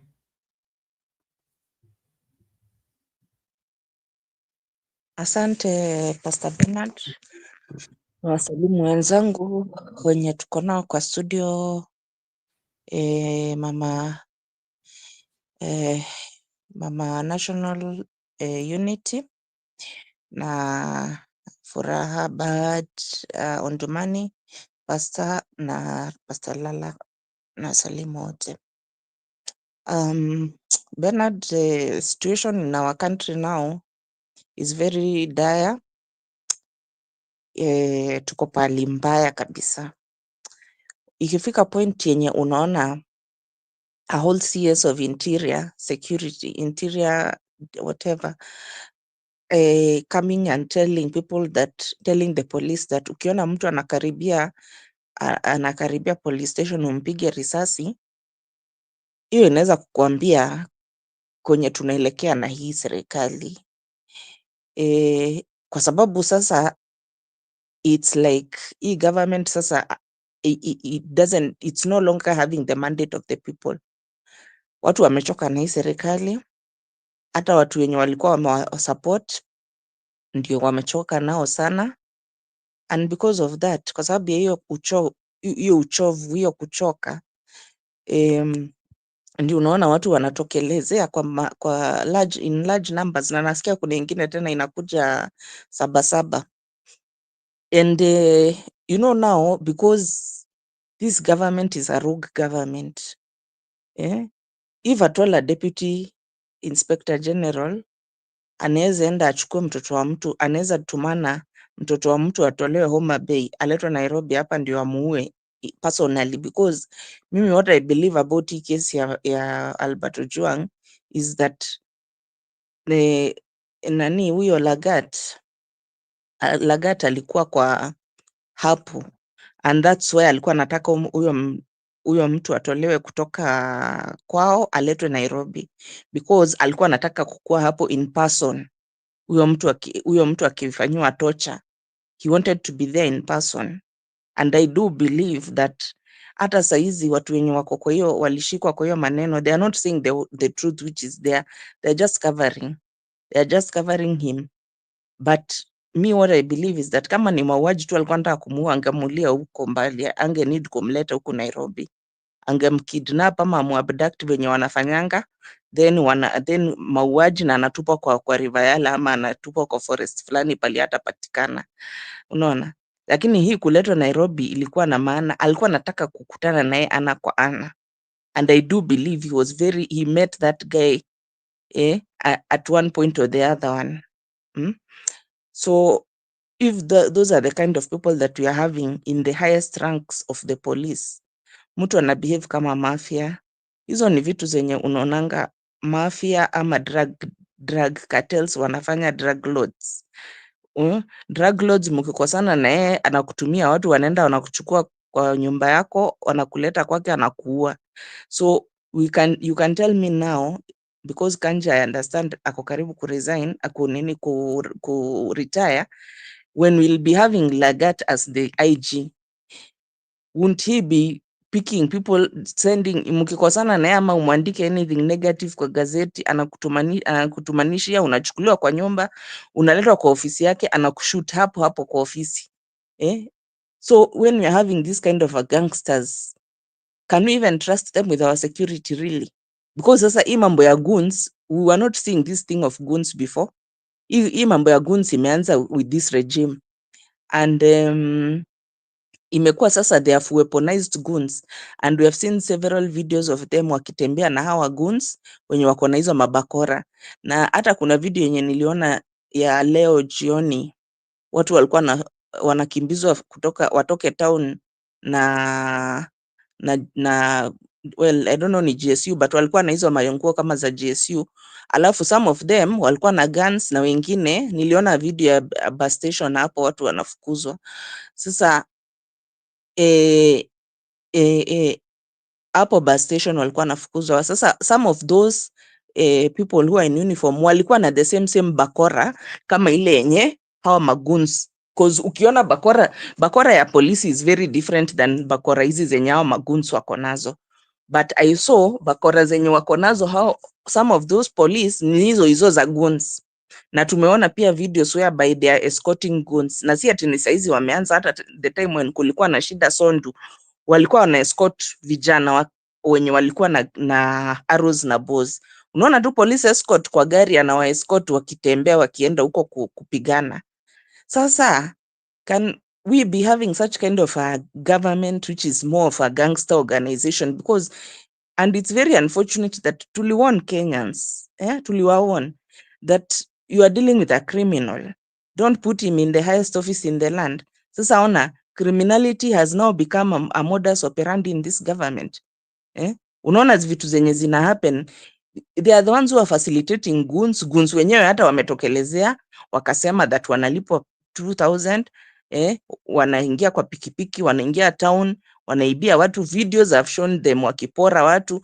So other videos hata tumeona polisi wenyewe ndio wanaiba, wanaingia kwa supermarket wanaiba, wengine wakiiba na wewe pia unaiba na wewe ni polisi. Sasa how are we going to have confidence in this government?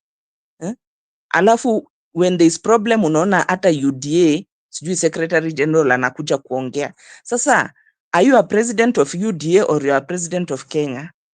Why is your party coming? Kuna time yenye saa ile Uhuru alikuwa kwa kiti ulisikia Jubilee wanakuja ku make statement kukiwa na problem in the country. You know, I don't know what is wrong with this, but anyway, me, I was not expecting anything good from this man. I can tell you for free. I never expected anything good from this man. There's nothing that surprises me about anything that Ruto anafanya. Because Ruto kusema ukweli, first of all, ajui hata afanye nini. Ndio unaona hata amenyamaza sahi. Juu amechanganikiwa.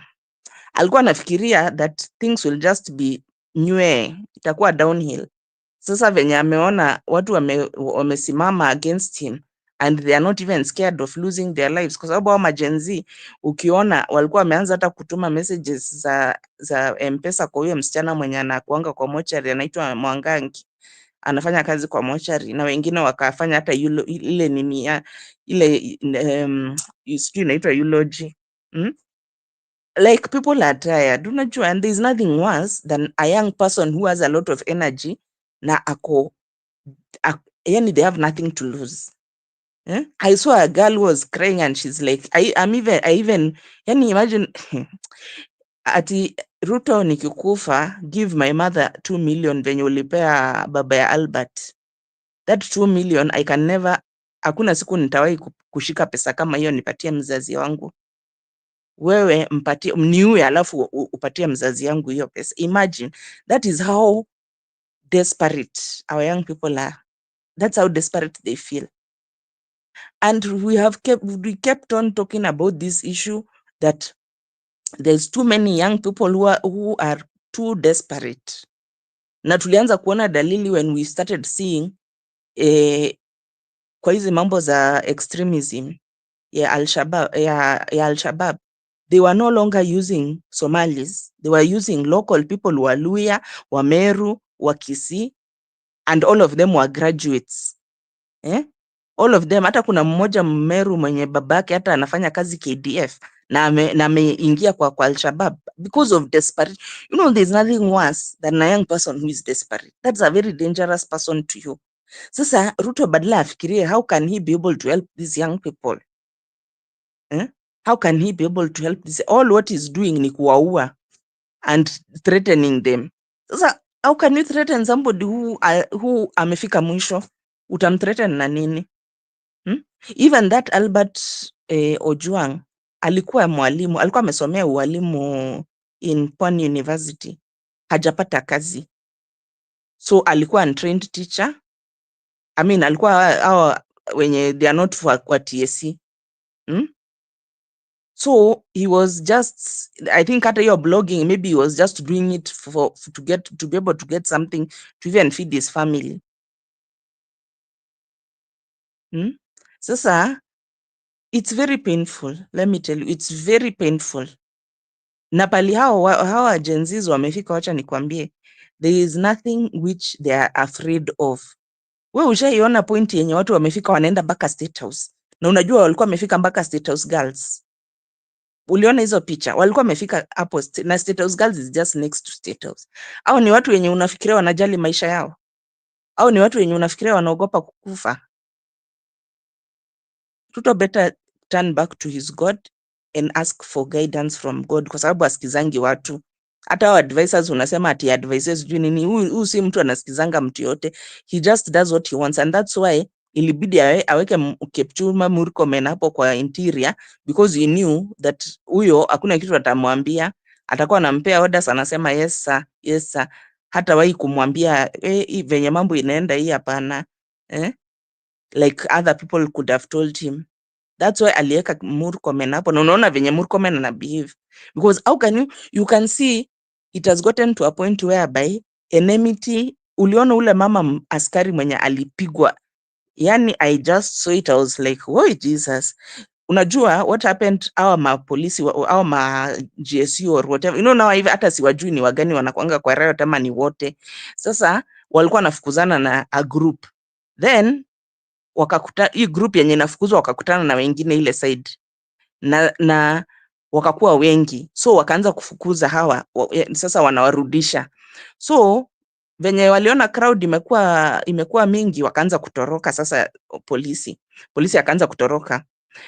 Sasa because there was a lady who was there na alikuwa mkubwa kidogo, wanaume wakaweza kutoroka, yeye akashindwa kukimbia, au vijana wakakimbia waka catch up na yeye, wakampiga mateke, wakampiga na kuna mmoja hata alichukua, I think hata walikuwa wanataka kumuua. By the way, huyo mama I don't even know what state she's in, because hasira yenye walikuwa wanampiga nayo, I was like, oh God. Mpaka wanachukua, yani unajua ile mob justice yenye unaonanga mob justice, that's how they were doing to her.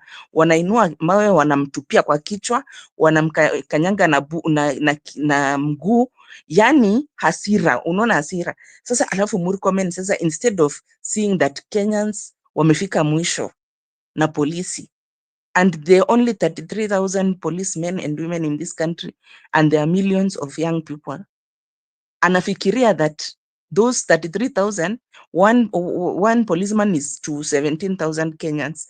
Can they be able, wakijitolea tu kabisa waseme sasa, like kama saizi ni police station wanachoma, hata leo wamechoma, sijui ni Nyandarua ama ni wapi, wamechoma police station. Does he understand that hao watu wakiamua wanaweza choma all the police stations which are in this country, na hakuna kwenye na there is nothing they will do? Sasa instead of him fostering good relationship, and of course mtu mwenye ameleta uhasama between polisi na raia, it is the police who started mambo ya kuua hii mauaji yenye wanashindanga wakiua watu every time when this protest. There are other countries like US, ile time kulikuwa na shida ya George Floyd, ni watu wangapi waliuliwa na polisi? There was almost nobody. Casualties pengine walikuwa mambo zingine, lakini polisi, they were not killing people. Why is it that in Kenya that if we are having a protest, people always have to be killed?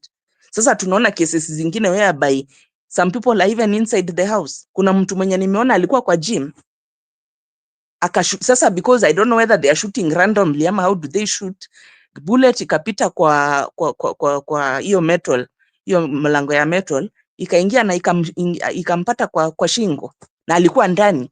He was not outside, alikuwa ndani ya nyumba, ndani ya building. So this police, hii mambo ya kutumia, because saizi akituambia on his statement that can you shun violence, how are we supposed to shun violence? Who is enda kwa hizo maiti zote zenye ziko kwa mochari, all of them 100% wako na bullet wounds. So who is instigating violence in Kenya? Is it ni raia ndio anatakana shun violence ama ni polisi? Polisi wana shoot randomly. So many times umesikia watu wako kama ule msichana alikuwa anaitwa Mora, she was inside the house. So how did the bullet end up killing her? So this extreme violence yenye iko kwa polisi ndio inatuletea hii shida yote yenye tuko nayo. The violence which you are seeing is watu wamefika mwisho. Watu wako na shida, watu wako na njaa, watu waona hope, watu waoni future yote, watu wamesoma, watu pesa yote yenye walikuwa nayo they have channeled into education and everything, and then on top of that sasa you are killing them, you are antagonizing them. Unawaambia mkijaribu kuja, if somebody akijaribu kuja karibu na petrol na police station, piga risasi. Is that hata kwa policing policing najua wanakuanga na mikakati yao. Is that how to approach the citizens? Is that how to deal with your citizens in your country? You have to have a cooperative, kwa sababu you are a minority and your people, na muishi kwa mbinguni, munaishi hapa na hawa raia. You marry them, you interact with them in one way or another one. If these people sit down and plan for you the way they will finish you, I'm telling you. Na hawa watu pali wanaenda, you know they are tracking you with camera. Wanaona ni huyu. Kama ule mwenye alishoot kijana kwa ule kijana wa kuuza mask kwa kichwa. They can track you up to pali unaishi na everything. They can even decide now they'll be, because hapo ndio wamefika sasa wanaanza kusema ukiua mtu mmoja na sisi tunaua nyinyi mmoja. Tutaishi aje? Isn't that a recipe for disaster? Sasa badala Kipchumba Murkomen akuje with a reconciliatory that can we sit down, can we dialogue, can we cool down temperatures? He wants now to be arrogant. He wants now to make it hot. He wants, saizi nimekwambia leo jioni town watu walikuwa nafukuzwa wakipigwa na viboko. Watu wametoka kazini, wameenda kwa bus station hapo kupanda gari. You are harassing them. You are just harassing them, innocent people. Sasa, what do you want? Because by the way, pali mambo imefika sahi, I'll not be surprised at anything happening in this country because things are bad. Things are bad. Things are very bad. Now, kwanza, the first thing Ruto should do ni kutoa Murkomen kwa hiyo department with immediate effect. That is the worst person. That is kama kuweka Oscar Sudi hapo. Atoe sycophant, ailete mtu sober, mtu calm, mtu mwenye anaweza cool temperatures. Because hizi paliko, I can tell you, and there's another one which is coming on Sabasaba, July 7th. Things will be worse if these temperatures are not going to be cooled down very fast. Thank you, Pastor Bernard. Thank you, public participation. We appreciate that. And as we continue, ladies and gentlemen, let's remain vigilant. We will save this country, but it will take everybody's input. Ndung'u talked about Ruto and his advisors, and he has 50 of them or something. So that's in the paper. Before Lala comes in, I just want to. This was I saw this with Kumekucha, so I thought Kumekucha is the one who made it, but this is where the whole problem lies. Lala, you can look at that picture. That's President Ruto on phone. He calls during Gen Z protest, attending funeral in Cliffy. Yuko kwa matanga ya mazishi ya marehemu babake Kilifi governor anaitwa Mng'aro,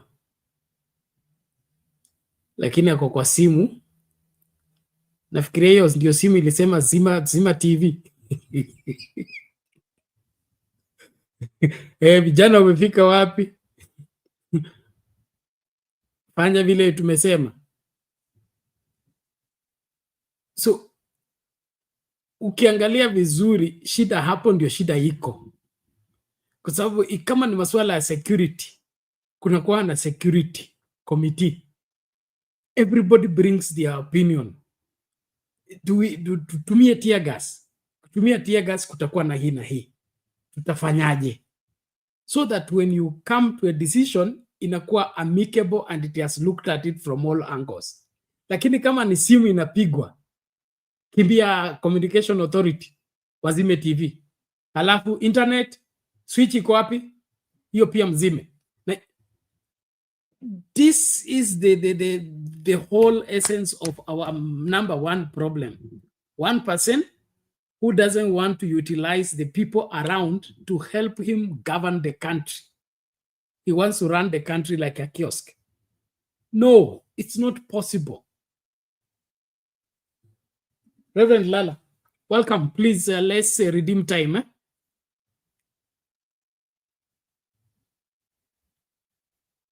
Lala, are you there? Well, it appears Lala is not hearing me. I unmute. Okay, let me just make official communication there as he comes. One, we are all aware Reverend Lala lost the mom, and the burial is slotted on the 11th of July in Homa Bay. There is a WhatsApp group where we can participate by making our contribution and support those funeral expenses. So I've shared the link of that WhatsApp group on our WhatsApp group of Sound Candy Talk, and I've also shared it on the comment section. So please, we are not having a direct contribution as Sound Candy Talk. We just want you to join the one WhatsApp group for the family and make your contribution and participate into helping out in the send-off of the mother to Reverend Lal. So tafadhali, let's heed that call. Let me just, I'll share, the link is, yeah, Mama Lala send-off link. So you click on the link, itakupeleka kwa WhatsApp group, join, then kuna namba hapo ile ya kutuma mchango wako. Send directly kwa hiyo number. Don't send through any other number, please. Let's put everything together directly to the family. And I believe that is in order. That is how they have arranged it to be. Different from the way we do the other whatever programs. I want to encourage as many as possible to do that. You know, Reverend Lala is a resource person here. He's been with us all along and stood with us through thick and thin. Let's stand with him, support him, even in this trying time. Very vital. Thank you very much. Secondly, yesterday I said I need $50 to pay for the what is it called? StreamYard. StreamYard is every 30 days we pay $50 to keep the app running. So we are already closing in. It's supposed to be renewed by the 16th of the month. Leonilin, 27th. So we are late. So nataka hiyo $50 kabla hii show ifungwe, ndio kesho tusifungiwe, tuanze kupigiana simu na kutafutana. I don't think that is something that will warrant that. So tafadhali, you know how to send your contribution to support Sound Candy Talk. So tafadhali, tufanye hivyo vile huwa tunafanya. I'm being tempted kutumia lugha ya shadi. Cheza kama wewe. Okay. So those are the details. You either use the till number 516575 or you use my M-Pesa line +254718454585. Bernard is the name. So nasubiri hiyo $50 tulipe niweke kwa kadi ikachukuliwe, sisi tuendelee na mazungumzo. I also want to thank all of you that are members of Sound Candy Talk kwa YouTube. Tunasaidiana hivyo kugrow na tuendelee ku get more people to subscribe ndio okay. Lala is traveling, so he may not be able to speak, but you know the purpose he's traveling. So let us join that WhatsApp group. Let's participate. Unfortunately, I don't know how to, I don't have how to monitor whether we are responding or not. So I'll just use the faith of tunasikia, tunatenda, na Mungu anatusaidia. Asante lakini. So that means, Lala, you can't speak, you are on transit?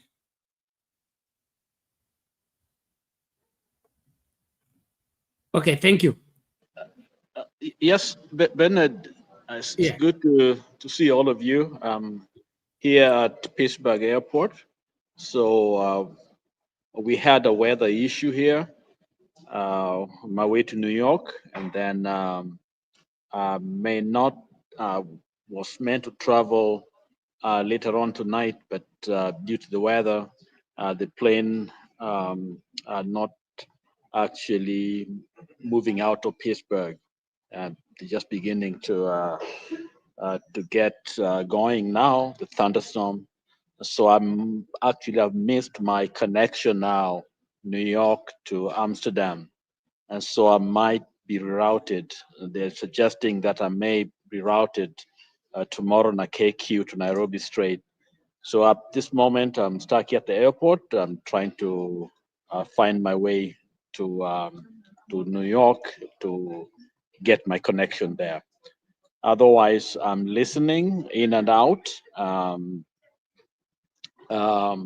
I think my position is always clear that it's only truth that will set us free.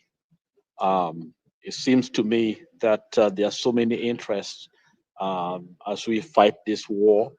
The sad part is that innocent Gen Zs that simply want the best of the nation get infiltrated by other interests, and those interests are basically creating a bad image.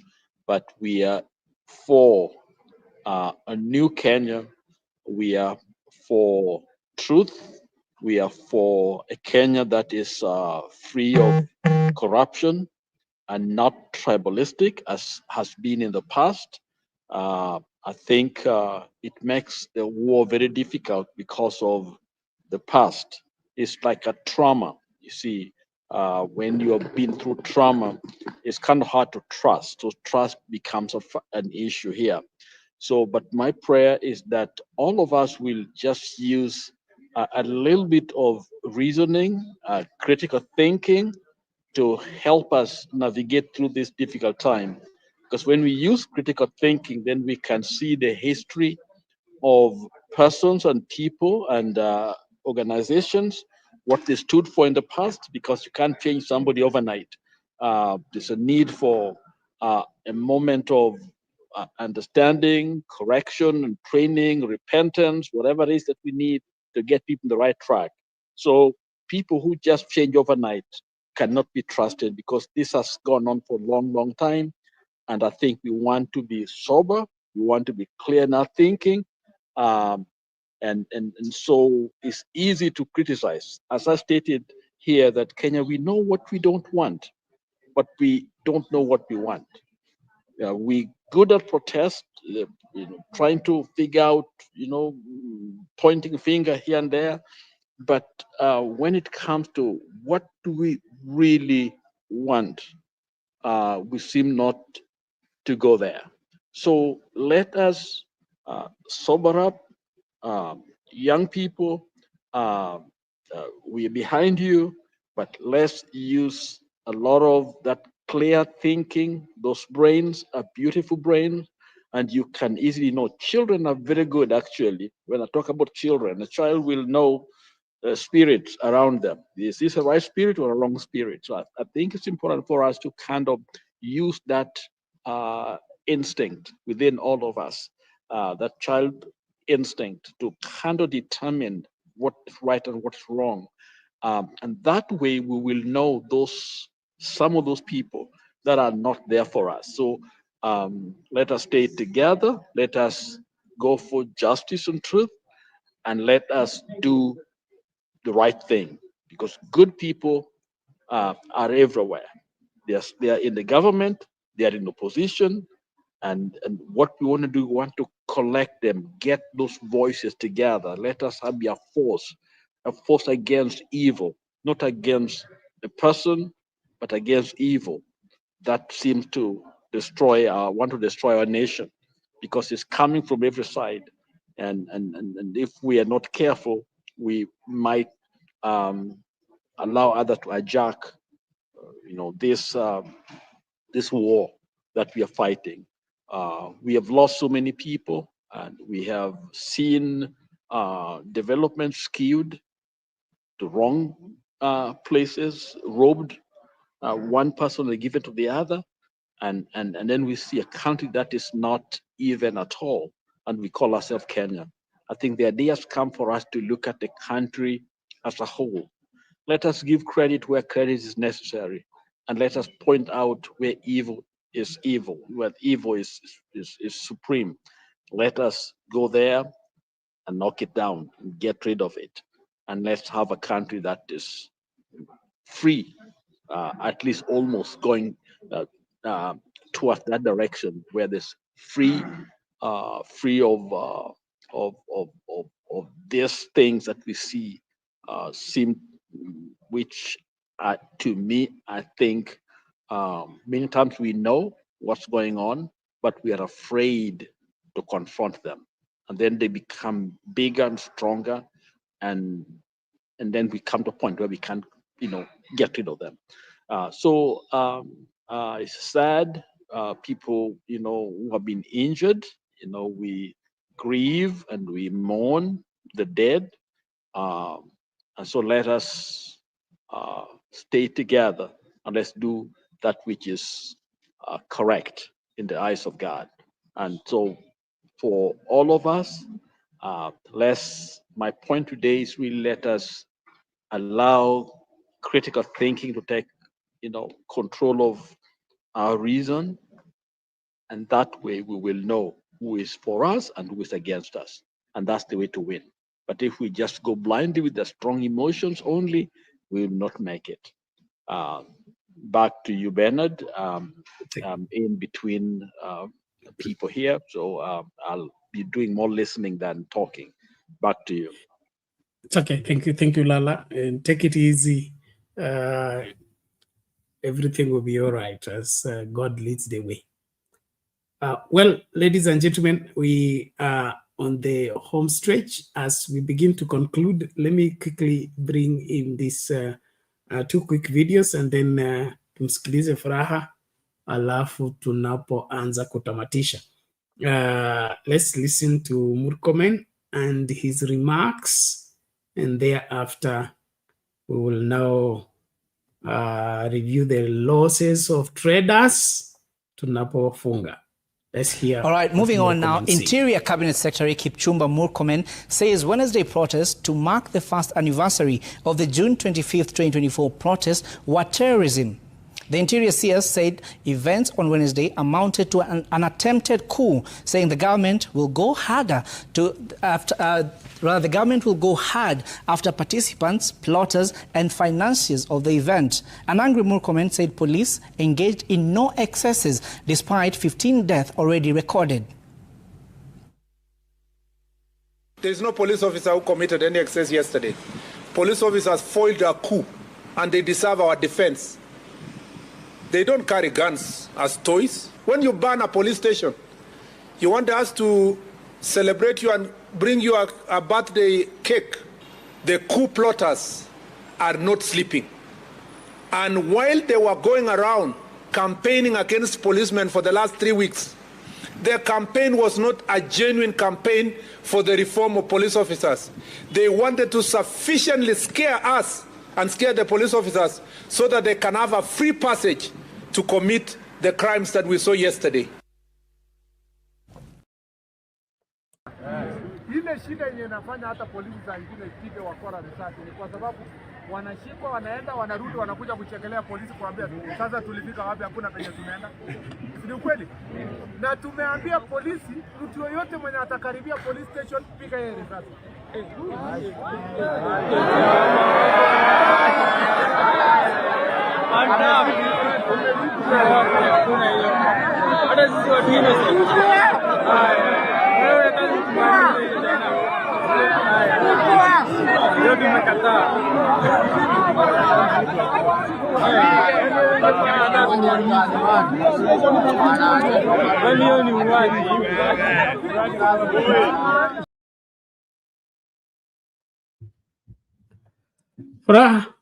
There is Bernard, Interior Minister. Before Furaha comes, I think Murkomen should be arrested, should not be in power in that office now. It's wrong. He can't talk like that. No.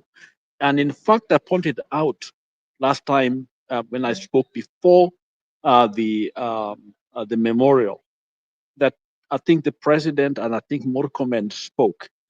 And it's as if they already were going to a war.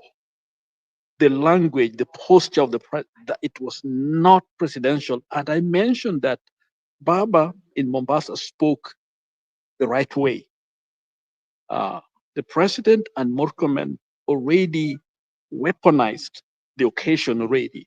And with that kind of a language, they should be responsible for even those deaths. How can you tell people that if you go near the police station, you're going to be shot? and be ready to get shot, and you are the secretary of, the person in charge. No, he should be arrested. Thank you. Back to you. Asante. Furaha, there you go. Bernard, I don't think we know who Ruto is, and Ruto does not listen. Ruto cannot be advised. And, power can blind you so badly that you think you're untouchable. I'm sure the military, the police systems are skewed in a manner that, defends the government regardless of whether they're doing right or wrong. But there's always that moment when, somebody can decide enough is enough. Because something has changed, especially after the death of Albert Ojwang. Something has changed in regards to even how the police relate to the crowds when they're dealing with the protesters.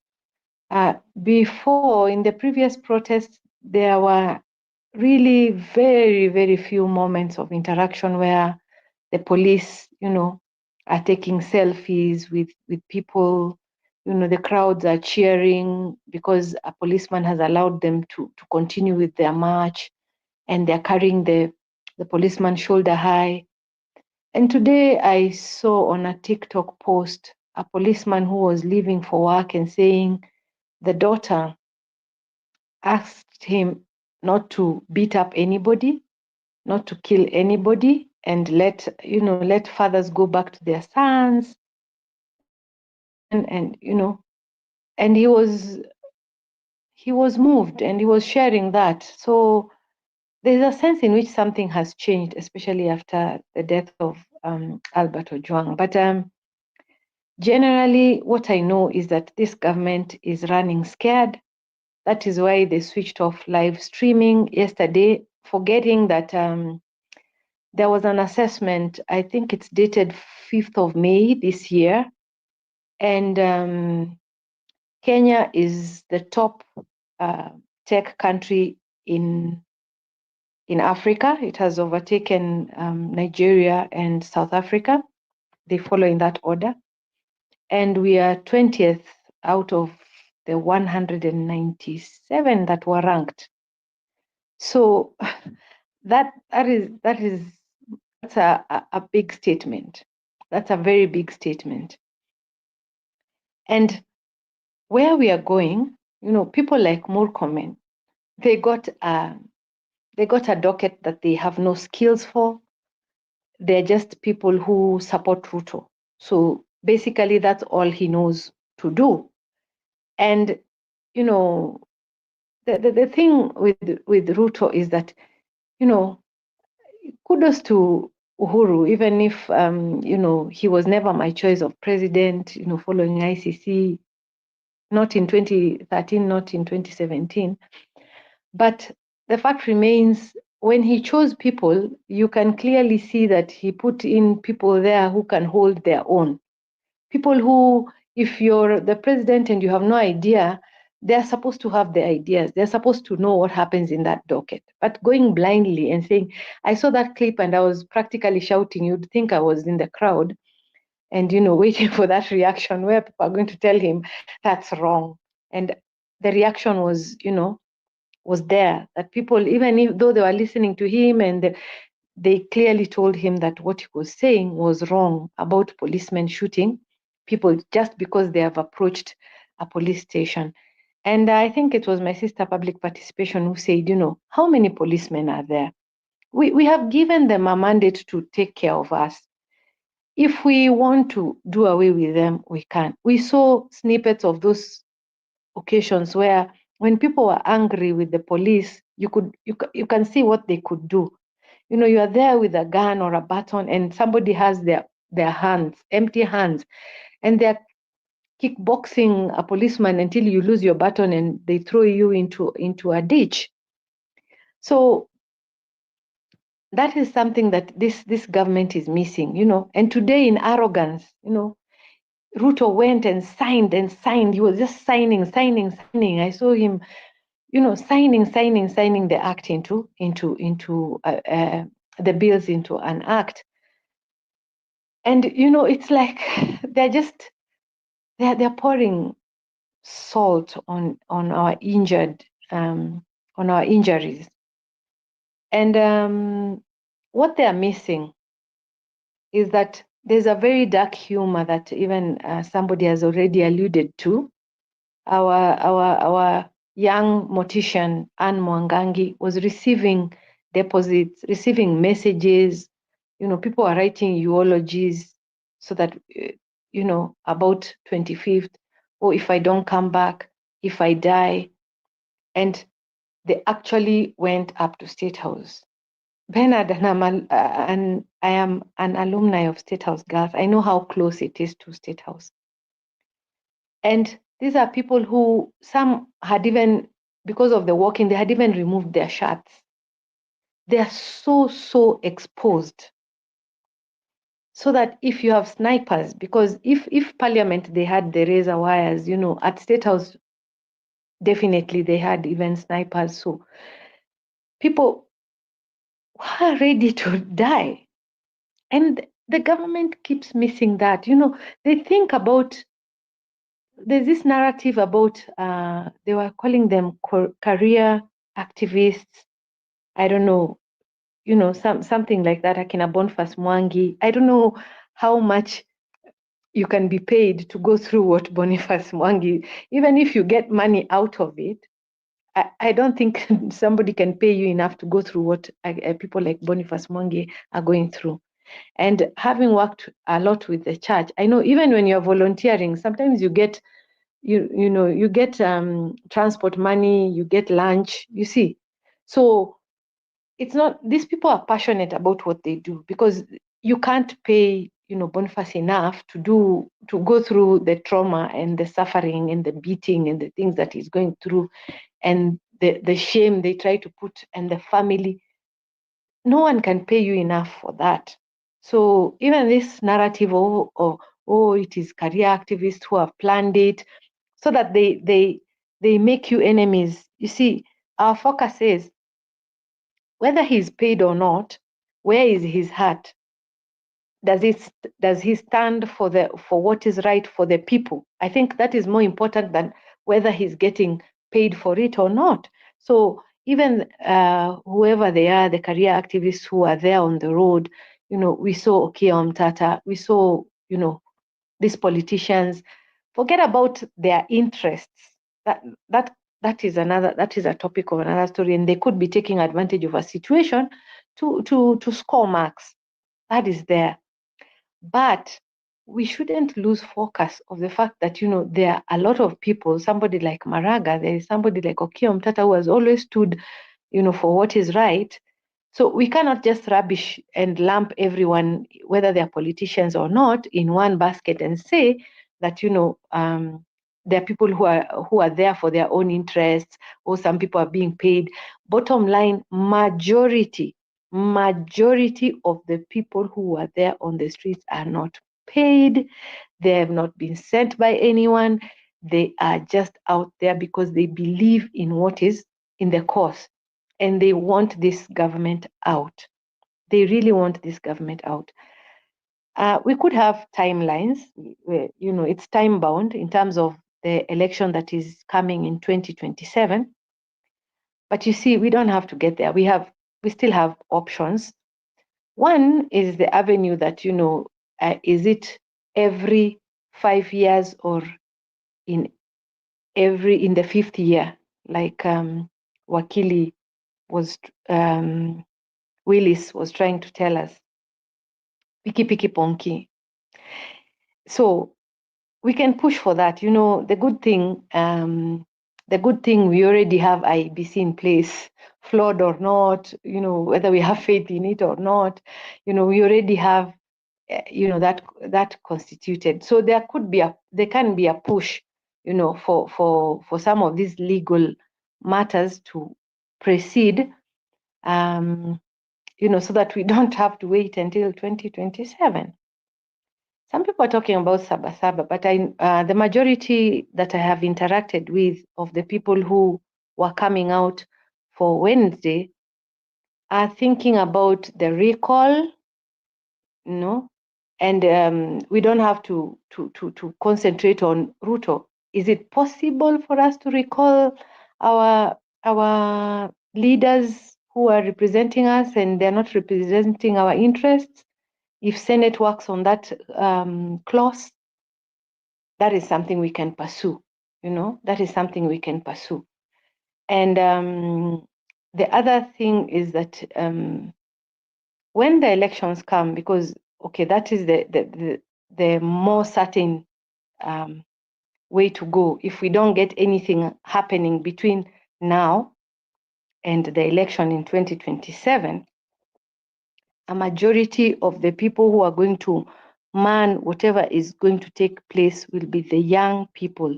Even in the previous years, it is only that they have never had an interest as much as they have right now. They've never felt that they had a stake in those elections as they have now. That is a difference that is going to matter come the next election. The young people have never come out in big numbers. They've been very apathetic about elections. But if we don't get what we want between now and then, they are the people who man gadgets. It's our young people who are usually manning those gadgets, doing the numbers. As much as these other people try to manipulate, don't forget that tech aspect that I told you about how Kenyans are ranked in the world currently, in Africa and in the world. And that was as of 5th May this year. So I am still hopeful that regardless of how blind this government has gotten, so that they're just rubbishing everything that we are doing and thinking that we don't have options, we are going to surprise them. Because I've seen people trying to remind this youth that, don't think we've also had our fights during our times. So don't think that we are not supporting you. Don't think that you need to do it and tell your parents to stay at home. There are a lot of people who believe this government is not the right government for us. So it's just that we might not be able to go to the streets with you because we did during our time. So we can support you in other ways. So I think I saw Eric Omondi. I had even forgotten that the dad was a policeman, and he actually looked so much like the late Fred. And he actually died at the rank of an OCS of the Kisumu police station. And because of that, he has called for that Police Friday and, trying to reach out and tell policemen that before you are a policeman, you're first a Kenyan. Before you are a policeman, you are first a Kenyan, so that they cannot be used as a tool to just shut us up. So I think there's still a lot of hope in what is going to happen. And there's a sense in which people think that all is lost, but I think looking at LSK, the president, looking at the judiciary, looking at all the things that we have, it's not like all the facets of government are in full support, or Ruto has the full authority on all these people, on all these aspects. There are some people who are not happy with what he's doing. And so if there is a way in which these people will help us, even if it is raising the protest, taking the things to ICC, all that is work in the background. But what I want to believe is that, I saw somebody commenting that, Gen Z said it's a sect that should be banned. I saw somebody's comment like that. And I just want to remind him that, these are people, these are our children. We know what they're doing. We know why they're frustrated. We know that this government is not doing what it needs to do. And it is painful that maybe we have to wait up to 2027 to be able to push it out. But if we get an opportunity to bring it down, I'm on board. And I believe there are so many people who are going to be able to help bring this government down. If we're still going, just the way Reverend Lala has said, and also, Mama Selina brought the aspect of Moi telling us this is the wrong person. Definitely. You see, if he could identify somebody that shouldn't be a leader in this country, you can imagine. He was also a dictator. He had his ruthless years, but he still thought, that he is better off than Ruto. So I think they are underrating. They're undermining the power of the young people, but all revolutions have always had their energy in their youth. When it was time to fight Moi, the people who are currently old were there, pushing when they had the energy and the youth in them to be able to do so. So I think we still have hope, and I think something is going to give. If it doesn't give before 2027, Ruto is definitely going home in 2027. Those are my thoughts. Good. Thank you, Fra. We appreciate that, and let's keep in the struggle. Change does not come easy, especially when we are dealing with the change of leadership in terms of people who are hungry for power. Opportunistic people are usually very ruthless when what they got as an opportunity begins to be evasive in their hands. And I appreciate what Fra said, but one of the people who is helping us get rid of Ruto is Ruto himself. If he kept quiet and just followed the law, he will stay longer. But he's working very hard to get Kenyans to push him out of office. This is my wonder. Why would he be working so hard to get Kenyans to get rid of him?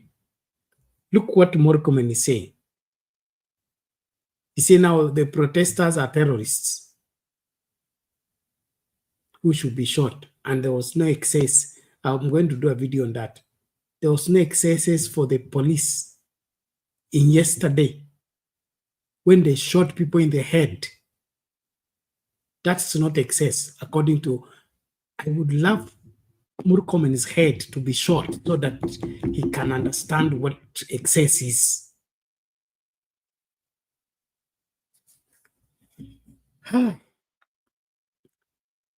Now, muda unayoyoma, nataka tufunge, lakini so nitawapatia dakika mbili tukifunga tafadhali. It is already 2:15, but I want you to watch this lady and then dakika mbili mama alafu. Moving on, business people operating within Nairobi's central business district early today arrived in their premises to start counting heavy losses occasioned by day-long protests by Gen Zs. The destruction of property runs into millions, if not billions, bearing in mind the protests were countrywide. Now, the traders, including popular supermarkets within the Nairobi Central Business District, are now demanding compensation to ensure their businesses remain afloat. As Noel Nabiswa now reports, the affected businesses people are also asking the government to provide more security to their premises.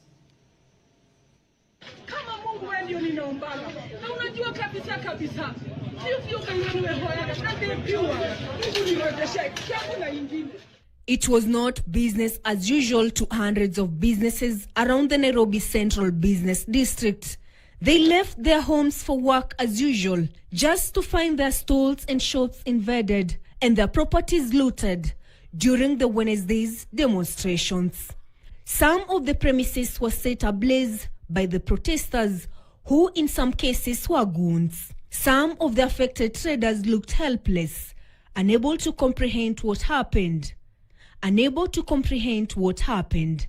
Yvonne Atieno is among traders at the bus station, who recounted with pain how her shop she relies on to feed the family was looted. Sasa hii wamenirudisha nyuma, ambapo vile nitaanza naona ikiwa ngumu upande wa kwangu, juu ndio ilikuwa matumaini. Juu nimezika mzee 7 months ago, na sasa juu nilikuwa na hii biashara, nilikuwa najua nitajikakamua niweze kusukuma watoto kimasomo. It's so painful that when incidents of demonstration are happening, sisi watu wa business ndio tunakuwa kama target. Wanabiashara hao wanasema kuwa for them to put up the businesses, they hate to take loans and they fully rely on the businesses to repay the same loan and at the same time meet their basic family necessities. Hapa tuko na maroon tunalipa. Tutalipa na nini? Tuko na rent tunalipa. Tutalipa na nini? Tuko na watoto tunasomesha. Tuwasomesha na nini? One of the Climax bus operators recounted how property worth millions belonging to their clients was stolen during the protests. The company, he says, will have to bear the burden of paying back their clients. Imekuwa ni maandamano ambayo haijafurahisha watu wengi sana. Kwa manake unaona kama sasa hii ofisi imeporwa, mashini za kazi zimeenda, mizigo za abiria zimeenda. Sasa hiyo hasara yote itabidi ofisi igaramie. They maintained that looting was done by armed goons and thugs, some carrying sharp objects like knives and pangas. Hawakuwa majenzi, walikuwa waizi, walikuwa na matarimbo. Saa hao wamekaa wakiibishana na polisi, hao wako nyuma wanabomoa maduka. They called on the government to provide security to their properties during demonstrations and also compensate them whenever such incidents happen. They claimed that there was discrimination as security officers were deployed to certain areas, leaving others exposed. Noel Nabiswa for KTN. Businesses along Thika. There you have it. Mama, kwa kifupi, alafu Ndumani, tutamaliza na Daniel.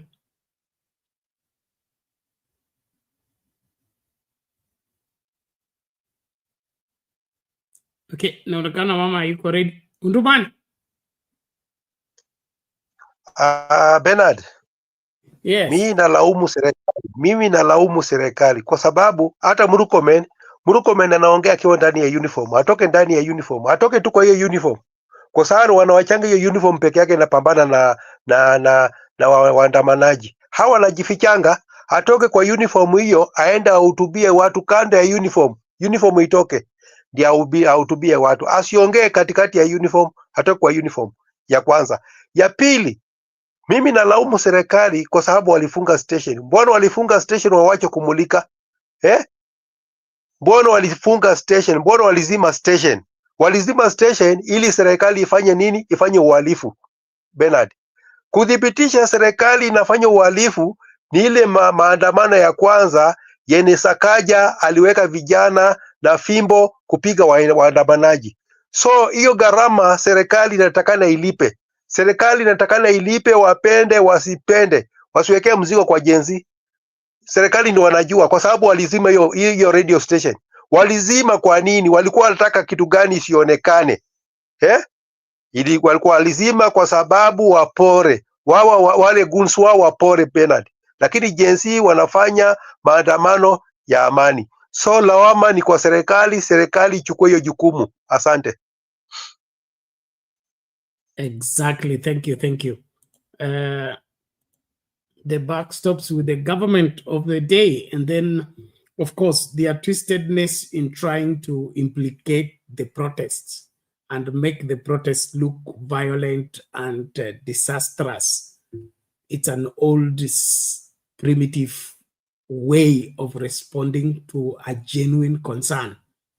Let the Ruto administration own up everything that has taken place and be ready to answer for the same. And Murkomen and team, they are talking right now as if they will be in power forever. These things, they are going to answer for them someday. Mama Selina, are you still there?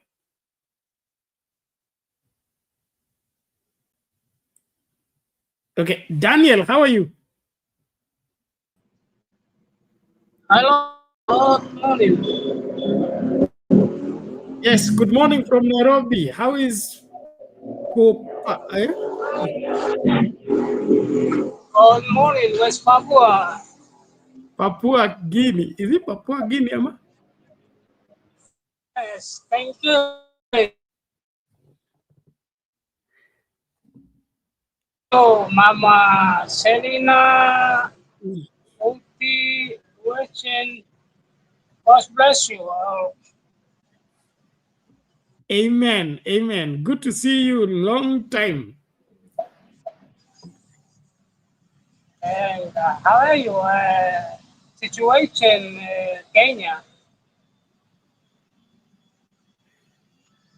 Yes, Kenya. We had protests yesterday against the government, and the police killed a lot of our young people who are participating in the protest.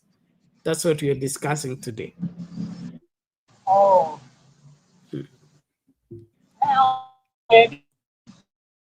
Policy and people Kenya.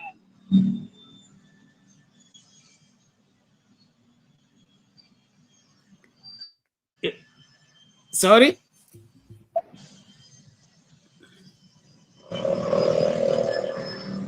All right.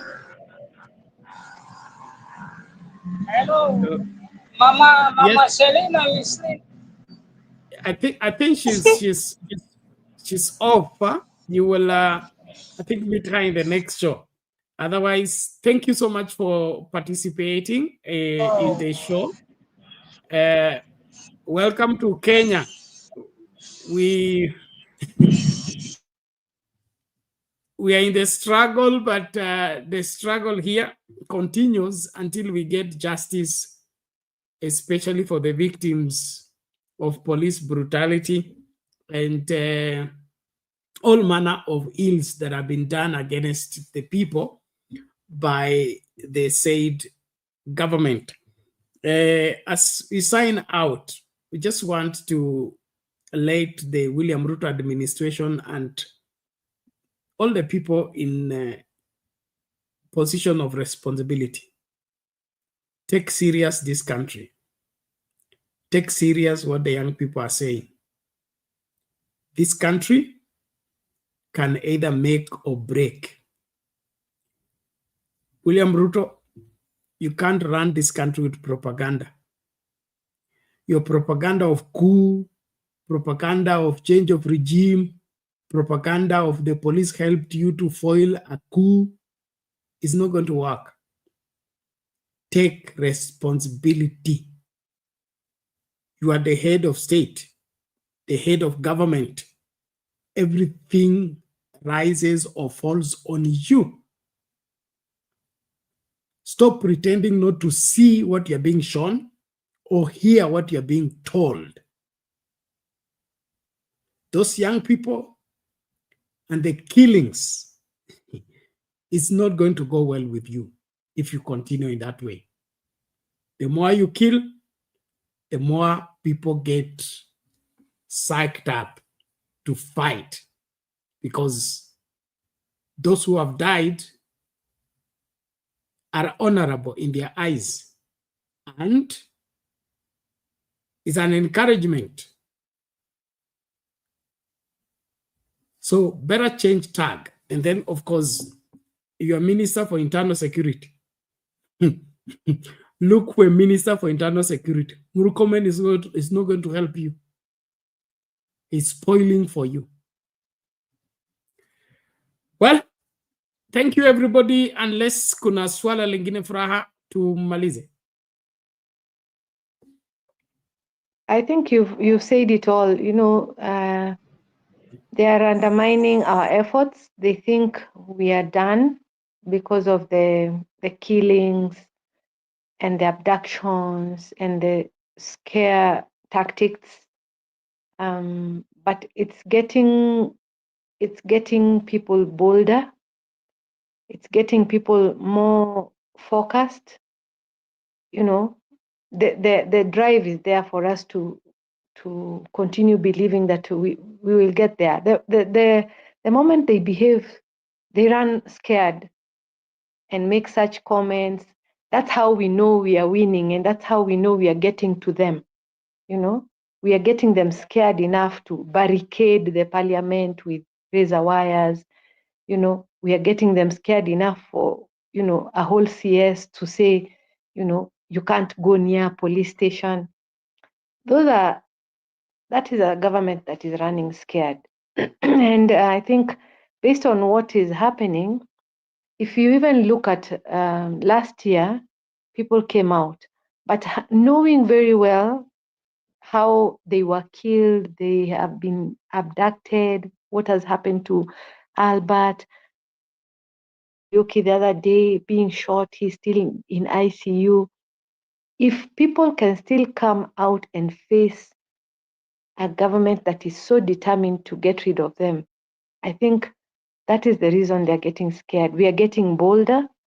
Even if you see how the youth are able to face, you know, the threats and the risk and everything that they're trying to do. So I believe we will get there. We will get there. And the government is running scared, and that is a very, very good sign.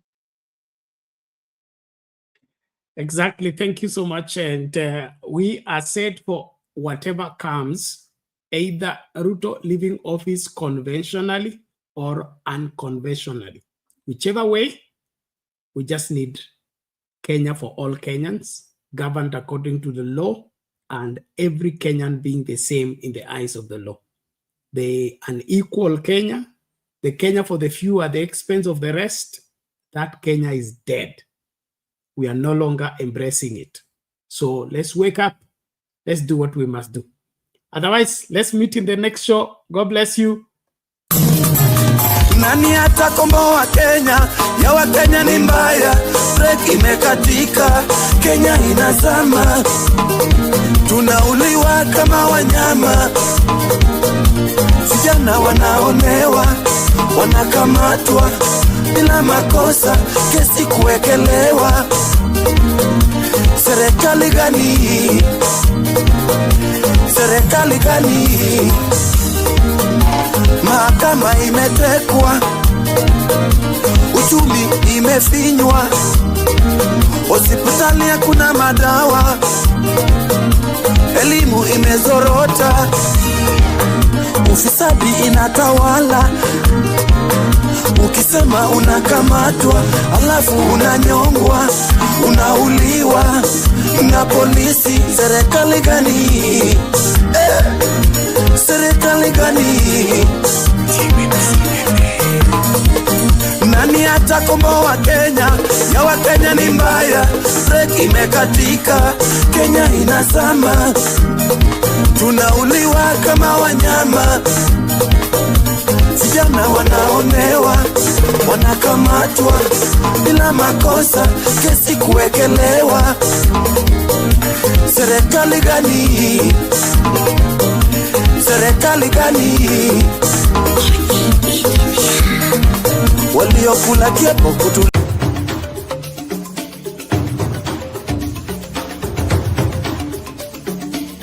Tunazunguka kote kote mchana kutwa kukuletea taarifa na matokeo ya habari kutoka pembe zote za ulimwengu. Jioni tunaweka mduara wa kujadili taarifa zizo hizo kwa mapana na marefu. Ungana nasi kila siku ya wiki kwenye matukio ya siku, saa 2 jioni kwenye Sound Candy Talk. Matukio ya siku, makao makuu ya habari kuu ya siku.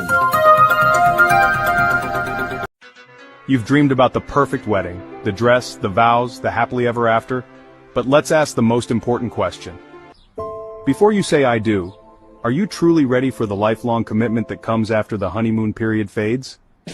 Bernard Ngozzi's groundbreaking ebook, Are You Marriage Ready?, is the ultimate guide to building a successful, lasting marriage.